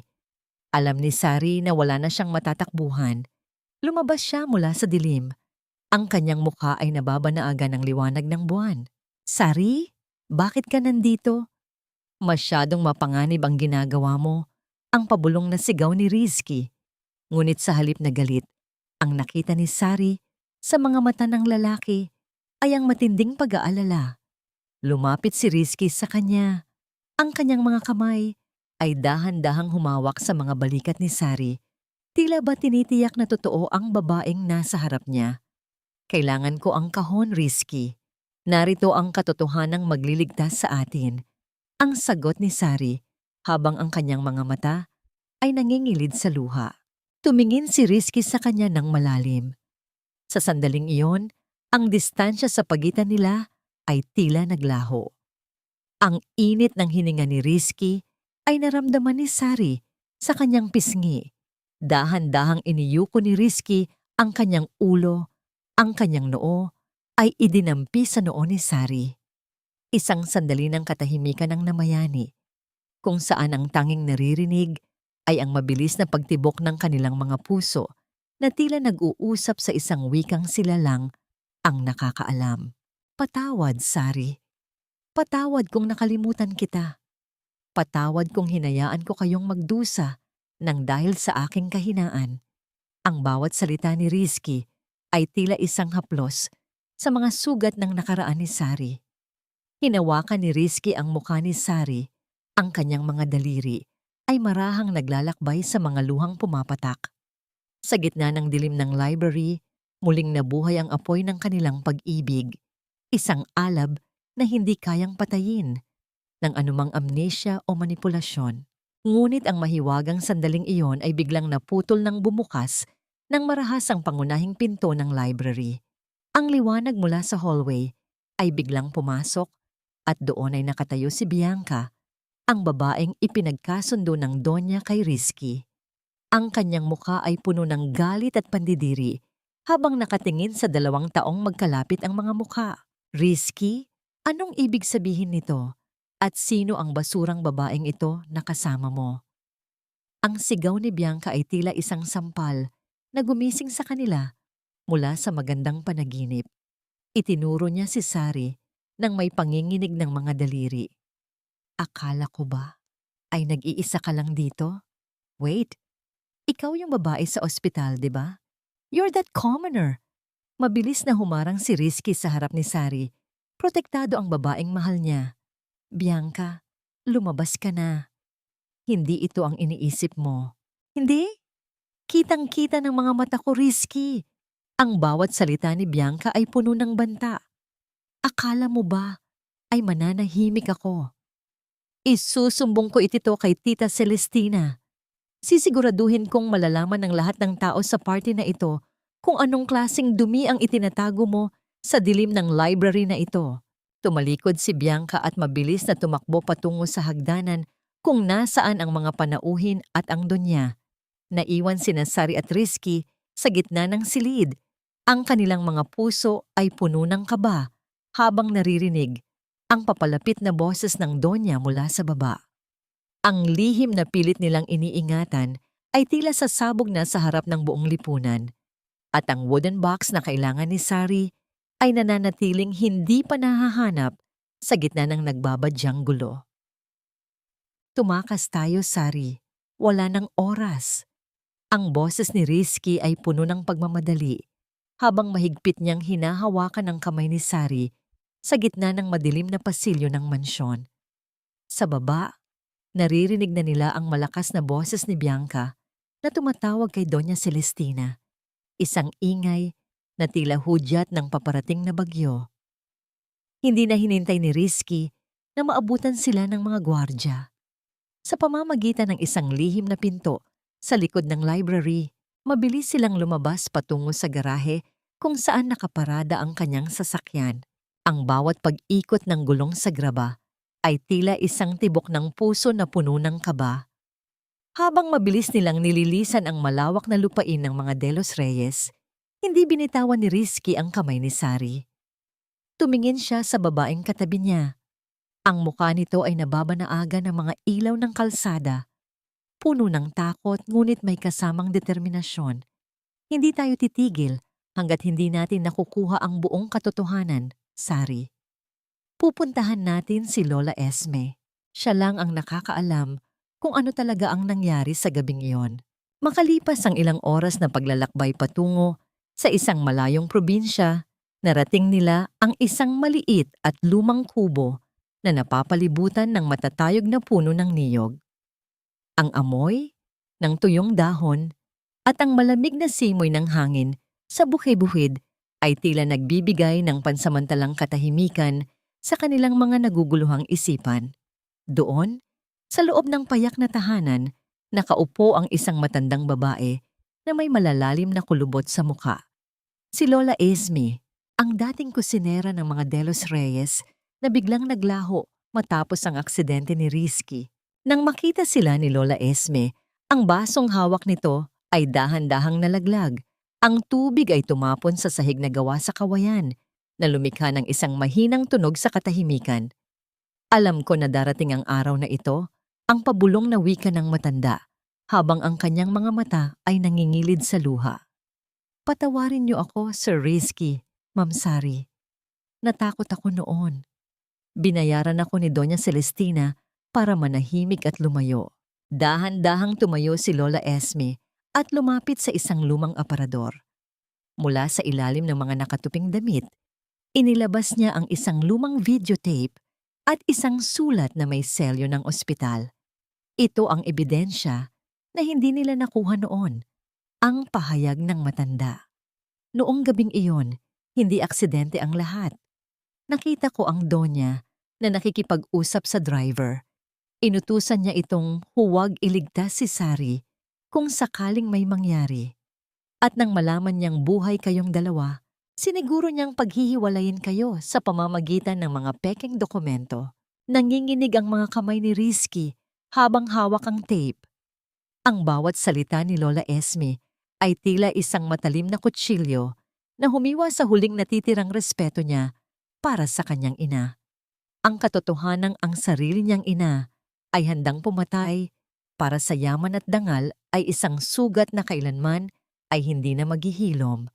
Napayakap siya kay Sari. Ang kanyang muka ay ibinaon niya sa balikat ng asawa habang ang kanyang mga balikat ay dahan-dahang gumagalaw sa tahimik na pag-iyak. Patawad, Sari. Muntik ka na niyang patayin dahil sa akin. Kailangan na nating bumalik at harapin siya, Rizky. Para kay Farhan, para sa katarungan.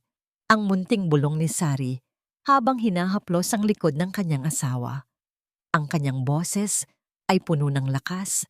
Ang dating takot ay napalitan ng isang nag-alabol na pagnanais na matapos na ang lahat ng kasinungalingan. Mabilis silang bumalik sa sasakyan. Bitbit ang huling piraso ng katotohanan. Habang tinatahak nila ang madilim at palikulikong daan pababa ng bundok, napansin ni Rizky ang isang pares ng mga ilaw ng sasakyan sa likuran nila. Ang mga ito ay tila mga mata ng isang hayop na nagmamanman sa dilim. Binilisan ni Rizky ang takbo, ngunit ang sasakyan sa likod ay tila hindi bumibitiw. Sari, kumapit ka ng mahigpit. Ang babala ni Rizky habang pilit na kinokontrol ang manibela. Ngunit nang subukan niyang tapakan ng preno sa isang kurbada, naramdaman niyang ang pedal ay malambot at walang kahit anong kapit. Ang malamig na kilabot ay gumapang sa kanyang buong katawan. Walang preno?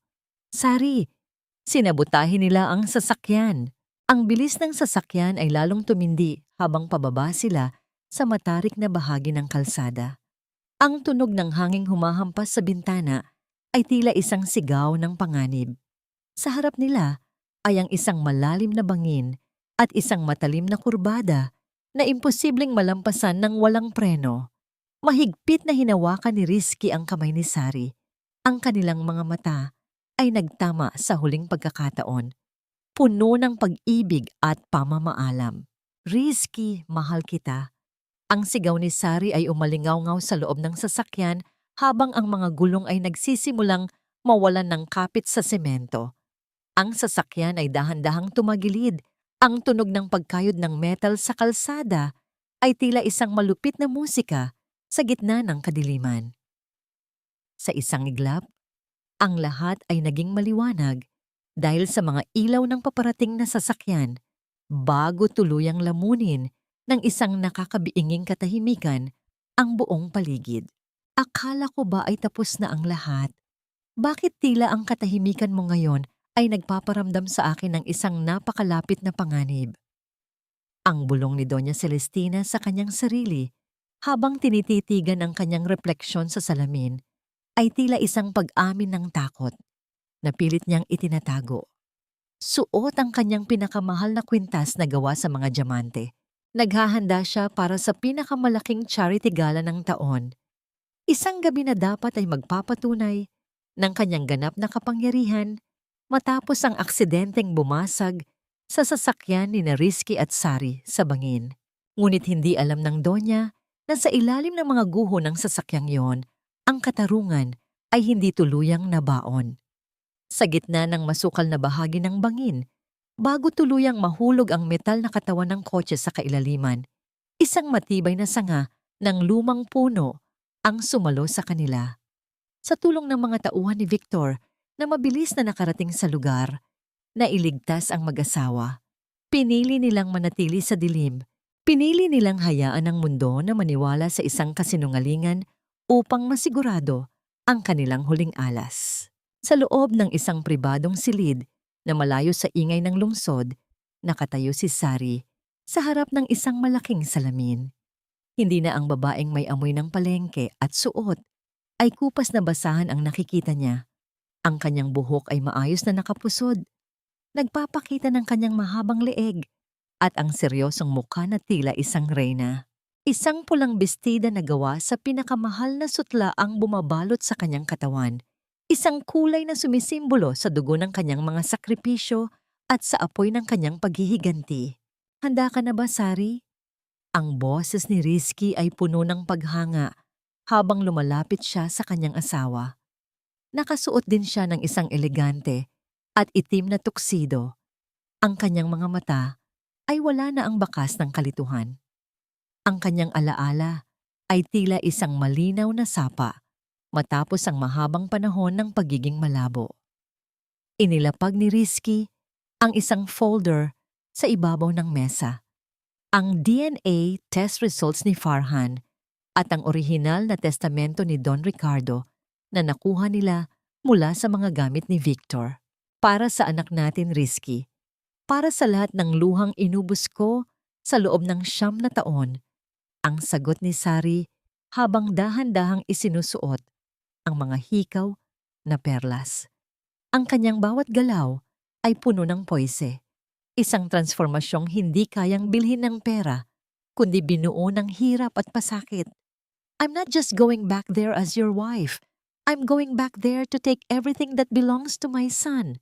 Samantala, ang ballroom ng Manila Hotel ay puno na ng mga pinakamataas na tao sa lipunan.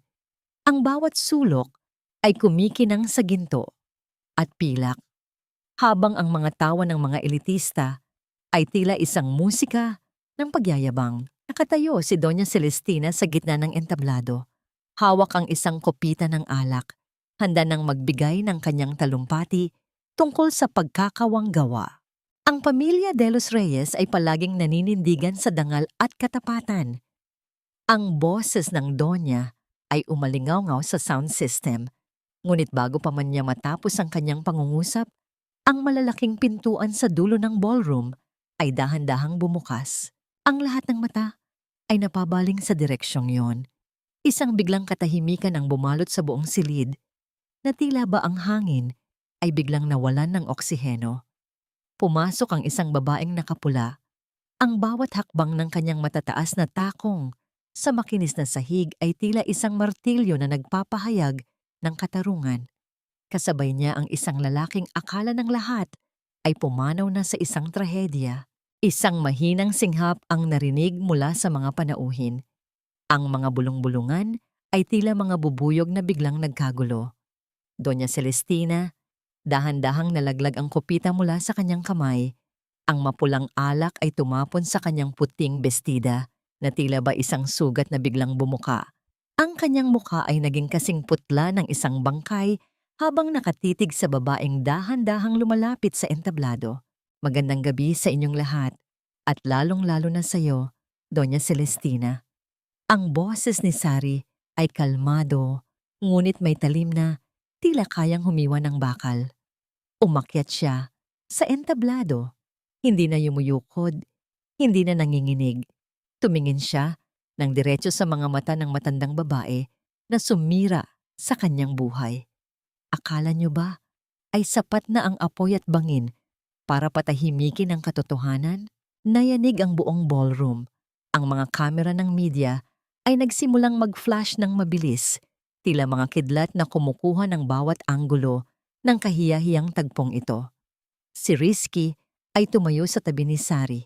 Ang kanyang kamay ay mahigpit na nakahawak sa baywang ng kanyang asawa, isang pagpapakita sa buong mundo na ang basurang babae na itinaboy noon ay ang nag-iisang reyna ng kanyang buhay. Ang ngiti ni Sari ay tila isang matamis na lason habang inilalabas niya ang folder mula sa kanyang bag. Alam kong marami kayong gustong malaman tungkol sa lihim ng pamilyang ito. At ngayong gabi, sisiguraduhin kong wala nang matitirang anino sa loob ng mansyong ito. Nanginginig ang mga labi ni Celestina. Ang kanyang kamay ay pilit na humahawak sa podium upang huwag bumagsak. Ang kanyang imperyo na binuo sa kasinungalingan ay tila dahan-dahang nagigiba sa bawat salitang bibitawan ni Sari. Ang huling paghaharap ay hindi na isang pangarap. Ito ay isang realidad na magtatapos sa lahat ng dusa o magsisimula ng isang mas malubhang gulo na hindi na nila kayang kontrolin kamo. Tapos na ang pagtatago mo sa dilim, Donya. Ang bawat salitang binitawan ni Sari ay tila isang malamig na hanging umihip sa buong ballroom. Pinatatahimik ang bawat bulungan ng mga panauhin. Nakatayo siya sa gitna ng entablado. Ang kanyang pulang bestida ay tila isang nag-aapoy na bandila ng katarungan sa gitna ng karangyaan ng mga Delos Reyes.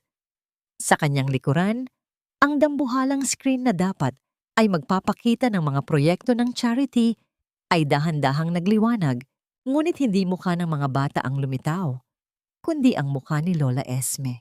Isang mahinang singhap ang narinig mula sa mga tao nang magsimulang magsalita ang matanda sa video. Isinalaysay ni Lola Esme ang bawat utos ni Doña Celestina, ang pagmamanipula sa aksidente, ang pagbabayad sa mga saksi, at ang sadyang paghihiwalay sa mag-asawa. Ang bawat katotohanang lumalabas sa screen ay tila mga sampal na tumatama sa mukha ng Donya. Nakita ng lahat ang takot at ang kasamaang nakatago sa likod ng mamahaling alahas at mga ngiting pilit. Risky, huwag kang maniwala sa kanila. Gawa-gawa lang ang lahat ng iyan. Ang sigaw ni Celestina ay puno ng desperasyon. Ang kanyang mga kamay ay nanginginig habang pilit na inaabot ang braso ng kanyang anak. Ngunit sa pagkakataong ito, mabilis na umiwas si Risky. Ang kanyang tingin ay puno ng poot at matinding pait. Isang tingin na tila ba ngayon lang niya nakita ang tunay na anyo ng kanyang ina. Ito ang katotohanan, Ma. At ito rin ang magtatapos sa lahat ng kasinungalingan mo. Inilabas ni Risky ang mga dokumento ng DNA test at ang orihinal na testamento ni Don Ricardo. Ipinakita niya ito sa harap ng mga kamera ng media na kanina pa kumukuha ng bawat detalye. Si Farhan ang lehitimong tagapagmana. At ikaw ay isang magnanakaw sa sarili mong pamilya. Biglang napahawak si Celestina sa kanyang dibdib. Ang kanyang mukha ay namuti at dahan-dahang bumagsak ang kanyang mga tuhod sa makinis na sahig. Ang puso ko. Risky, ang puso ko. Ang kanyang pag-arte ay tila isang huling hirit upang makakuha ng awa. Ngunit wala ni isa sa mga panauhin ang gumalaw. Ang katahimikan ng mga tao ay tila isang hatol na nagsasabing alam na nila ang bawat pandaraya. Dahan-dahang lumapit si Sari. Kumuha siya ng isang baso ng tubig mula sa tray ng isang staff at inilapag ito sa harap ng matandang babae. Hindi mo na ako makukuha sa ganyan, Donya. Masyadong marami ng luhang inubos ang anak ko dahil sa iyo para maniwala pa ako sa mga pekeng atake mo. Tapos na ang laro niyo. Ang katarungan ay hindi laging dumarating sa paraang gusto natin, pero siguradong darating ito sa tamang panahon. Kasunod nito ay ang tunog ng mabibigat na yabag ng sapatos ng mga pulis na pumasok sa ballroom. Ang kislap ng kanilang mga badge ay tila mas maliwanag pa sa mga diamante ni Celestina. Doña Celestina de los Reyes, inaaresto ka namin sa kasong falsification of public documents, attempted murder, at child endangerment. Ang bawat salita ng opisyal ay tila mga rehas na dahan-dahang sumasara sa paligid ng Donya. Habang hinihila si Celestina palabas ng ballroom, ang kanyang mga sigaw ng pagmumura at pagtanggi ay unti-unting humina hanggang sa muling bumalik ang katahimikan. Ang mga panauhin ay tila hindi pa rin makapaniwala sa kanilang nasaksihan. Tumingin si Risky kay Sari at doon, sa gitna ng kaguluhan, ay kinuha niya ang kamay ng kanyang asawa. Itinaas niya ito sa harap ng lahat, isang pagpapakita na ang katotohanan ay nagwagi sa wakas. Ngunit sa gitna ng tagumpay na ito, naramdaman ni Sari ang biglang pag-vibrate ng kanyang cellphone. Isang mensahe mula kay Amara ang sumulpot sa screen. Sari, bilisan nyo! May nangyayaring hindi maganda kay Farhan sa ospital. Ang munting kislap ng saya sa mga mata ni Sari ay biglang napalitan ng matinding kilabot. Ang laban sa labas ay tapos na, ngunit ang pinakamahalagang laban para sa buhay ng kanyang anak ay tila may bago pang pagsubok na naghihintay. Mabilis na tumakbo ang mag-asawa palabas ng hotel. Iniiwan ang karangyaan at ang kahihiyan ng mga De Los Reyes. Habang binabaybay nila ang kalsada patungo sa ospital, ang bawat hininga ni Sari ay isang panalangin. Alam niyang ang karma ay dumating na para kay Celestina. Pero natatakot siya na baka may huling lason pang iniwan ang matandang babae na hindi nila napansin. Isang lason na maaring kumitil sa huling pag-asa ng kanilang pamilya. Ang amoy ng gamot at ang malamig na hangin ng ospital ay tila isang paalala na sa kabila ng katarungang nakamit sa labas, ang pinakamahalagang labanan ay nagaganap pa rin sa loob ng puting silid na ito.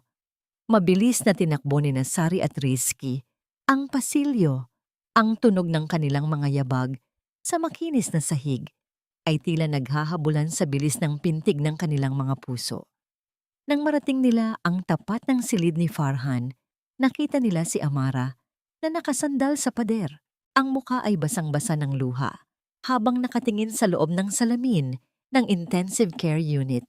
Sari, bigla siyang kinapos ng hininga.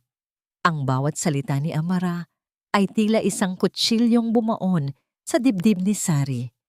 Ayon sa mga doktor, ang labis na stress at ang hindi maipaliwanag na panghihina ng kanyang katawan ay nagdulot ng komplikasyon. Inilabas na nila ang mga dokumento, kailangan na siyang operahan ngayon din. Hindi na nag-atubili si Rizky. Pinirmahan niya ang bawat dokumentong kinakailangan. Ang kanyang kamay ay nanginginig, ngunit puno ng determinasyon. Pumasok ang mga nurse at dinala ang maliit na kama ni Farhan patungo sa operating room. Habang dumadaan ang kama sa harap nila, hinawakan ni Sari ang maliit na kamay ng anak. Farhan, anak, lumaban ka. Narito na si Papa, hindi ka na namin iiwan. Ang munting bulong ni Sari ay tila isang panalangin na pilit na inaabot ang langit. Lumipas ang 5 oras na tila ba 5 dekada para sa mag-asawa. Nakaupo sila sa malamig na semento ng waiting area. Ang mga kamay ay magkahawak ng mahigpit. Walang tunog na lumalabas sa kanilang mga labi, ngunit ang katahimikan sa pagitan nila ay puno ng pagsisisi, pag-asa at pag-ibig. Ang bawat pagdaan ng mga staff ng ospital ay nagbibigay ng kaba sa kanilang dibdib. Nang sa wakas ay bumukas ang pinto ng operating room at lumabas ang siruhano, tila tumigil ang pag-ikot ng mundo para kay Sari. Inalis ng doktor ang kanyang maskara at nagpakawala ng isang maliit na ngiti. Matagumpay ang operasyon, malakas ang bata, tila ba may pinaghuhugutan siyang kakaibang lakas para mabuhay. Ang pagguho ng mga luha ni Sari ay hindi na mapigilan, ngunit sa pagkakataong ito, ang mga ito ay luha ng ganap na pasasalamat. Napayakap siya ng mahigpit kay Rizky. Ang kanilang mga hikbi ay humahalo sa malamig na hangin ng ospital. Isang tunog ng paghilom ng 2 kaluluwang matagal na pinaglayo ng tadhana. Makalipas ang ilang linggo, ang ingay ng lungsod ay napalitan ng mahinahong huni na maayong huni ng mga ibon at ang paghampas ng hangin sa mga dahon ng puno ng mangga. Nakatayo sina Sari at Rizky sa bakuran ng lumang mansyon ng mga De Los Reyes. Hindi na ito ang abandonadong bahay na puno ng alikabok at dilim. Ang mga bintana ay muling binuksan, ang mga baging ay inalis, at ang puting pintura ay muling kuminang sa ilalim ng sikat ng araw. Ito na ang kanilang tahanan, isang lugar na wala ng itinatagong lihim. Sa ilalim ng malaking puno ng mangga, nakaupo si Rizky habang karga-karga si Farhan na ngayon ay may kulay na ang mga pisngi at masigla ng tumatawa. Papa, look, ang laki ng saranggola. Ang masayang sigaw ng bata ay tila isang musika na nagpagaling sa bawat sugat sa puso ni Rizky. Dahan-dahang hinalikan ni Rizky ang noo ng kanyang anak. Ang kanyang mga mata ay nangingilid sa tuwa. Lumapit si Sari, dala ang isang tray ng merienda. Ang kanyang mukha ay payapa na, malayo sa babaeng namumutla sa hirap sa Divisoria. Naupo siya sa tabi ni Rizky, isinandig ang kanyang ulo sa balikat ng asawa. Sari, bulong ni Rizky habang hinahawakan ng kamay ng asawa. I'm so sorry for everything. I spent 9 years living a life that wasn't mine, while you were carrying the weight of the world alone. Patawarin mo ako kung naging mahina ako. Huwag mo nang isipin yun, Rizky. Ang mahalaga ay narito na tayo. Ang bawat dusa ay may katapusan, at ang sa atin ay nauwi sa bagong simula. Ang bawat salita ni Sari ay puno ng pagpapatawad, isang haplos sa konsensya ni Rizky na matagal nang nagdurusa. Samantala, sa loob ng isang malamig na silid sa piitan ng lungsod, nakaupo si Doña Celestina. Wala na ang kanyang mga diamante, wala na ang kanyang mamahaling bestida. Ang tanging kasama niya ay ang mga anino ng kanyang mga maling desisyon. Ang katarungan ay dinala siya sa lugar na pinakakinatatakutan niya, ang pag-iisa at ang pagkawala ng kapangyarihan. Wala siyang ibang naririnig, kundi ang mahinang pagpatak ng tubig mula sa gripo. Isang ritmo na tila bumibilang sa bawat segundong kailangan niyang pagdusahan ang kanyang mga krimen. Bumalik ang tingin ni Sari sa kanyang mag-ama. Nakita niya si Farhan na tumatakbo ng dahan-dahan sa damuhan, hinahabol ang isang paru-paro. Ang bawat hakbang ng bata ay tila isang tagumpay laban sa kamatayan. Kinuha ni Rizky ang isang maliit na susi mula sa kanyang bulsa at ibinigay ito kay Sari. Ang susi ng ating bagong buhay, Sari. Wala nang takot, wala nang pagtatago. Inakap ni Sari ang susi sa kanyang dibdib. Ang kanyang mga mata ay nakatuon sa abot-tanaw, kung saan ang araw ay dahan-dahang lumulubog, nagbibigay ng ginintuang kulay sa buong paligid. Ang bagyo ay lumipas na at sa wakas, ang pamilyang De Los Reyes ay nakahanap na ng kanilang tunay na kanlungan, isang tahanan na binuo hindi sa ginto, kundi sa katotohanan at wagas na pag-ibig. Ang mga guho ng nakaraan ay hindi na mga anino ng pighati, kundi naging matibay na pundasyon ng isang bagong simula. Sa balkonahe ng mansyon na dati ay saksi sa malamig na pagtataboy ni Doña Celestina, nakatayo si Sari habang pinagmamasdan ang dahan-dahang pag-akyat ng araw sa silangan. Ang langit ay nababalot ng kulay rosas at kahel, isang tanawing tila isang painting na gawa sa pag-asa. Wala na ang amoy ng luma at maalikabok na silid.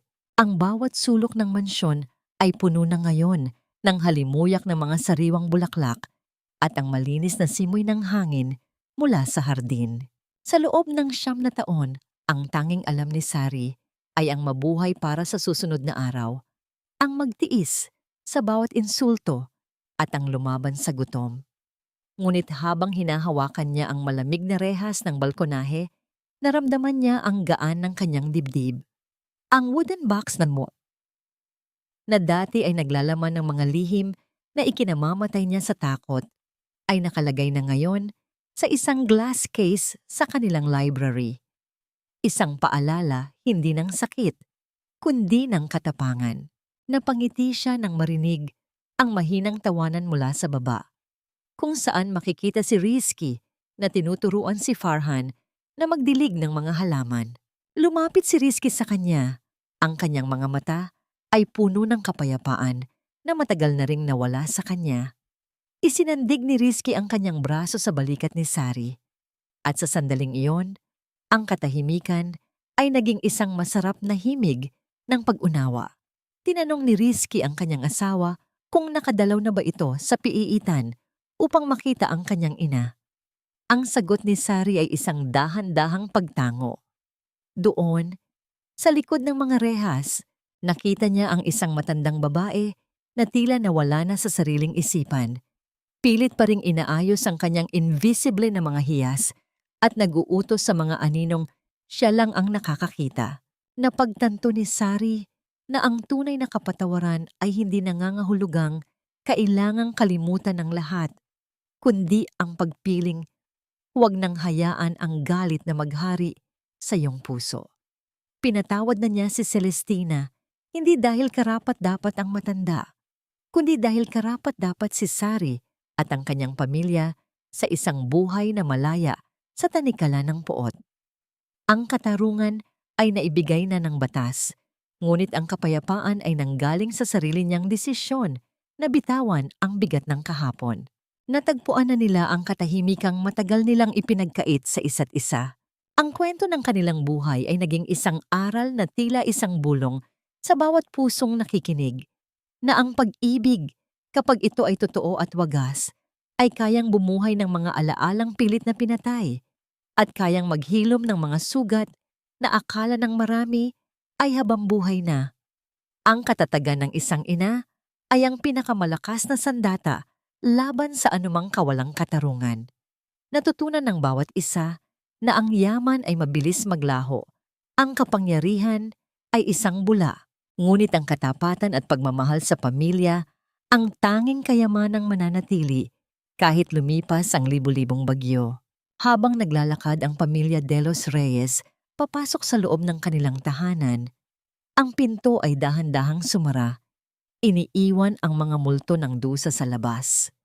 Ang huling tanawin ay ang kanilang magkakaugnay na mga anino sa ilalim ng maliwanag na ilaw ng sala. Isang larawan ng tagumpay, ng paghilom, at ng isang pag-ibig na sa wakas ay nakauwi na sa kanyang tunay na tahanan. Ang bawat pintig ng kanilang puso ay isa ng pasasalamat sa tadhana, at ang bawat bukas ay isa ng pangakong hindi na muling mababasag.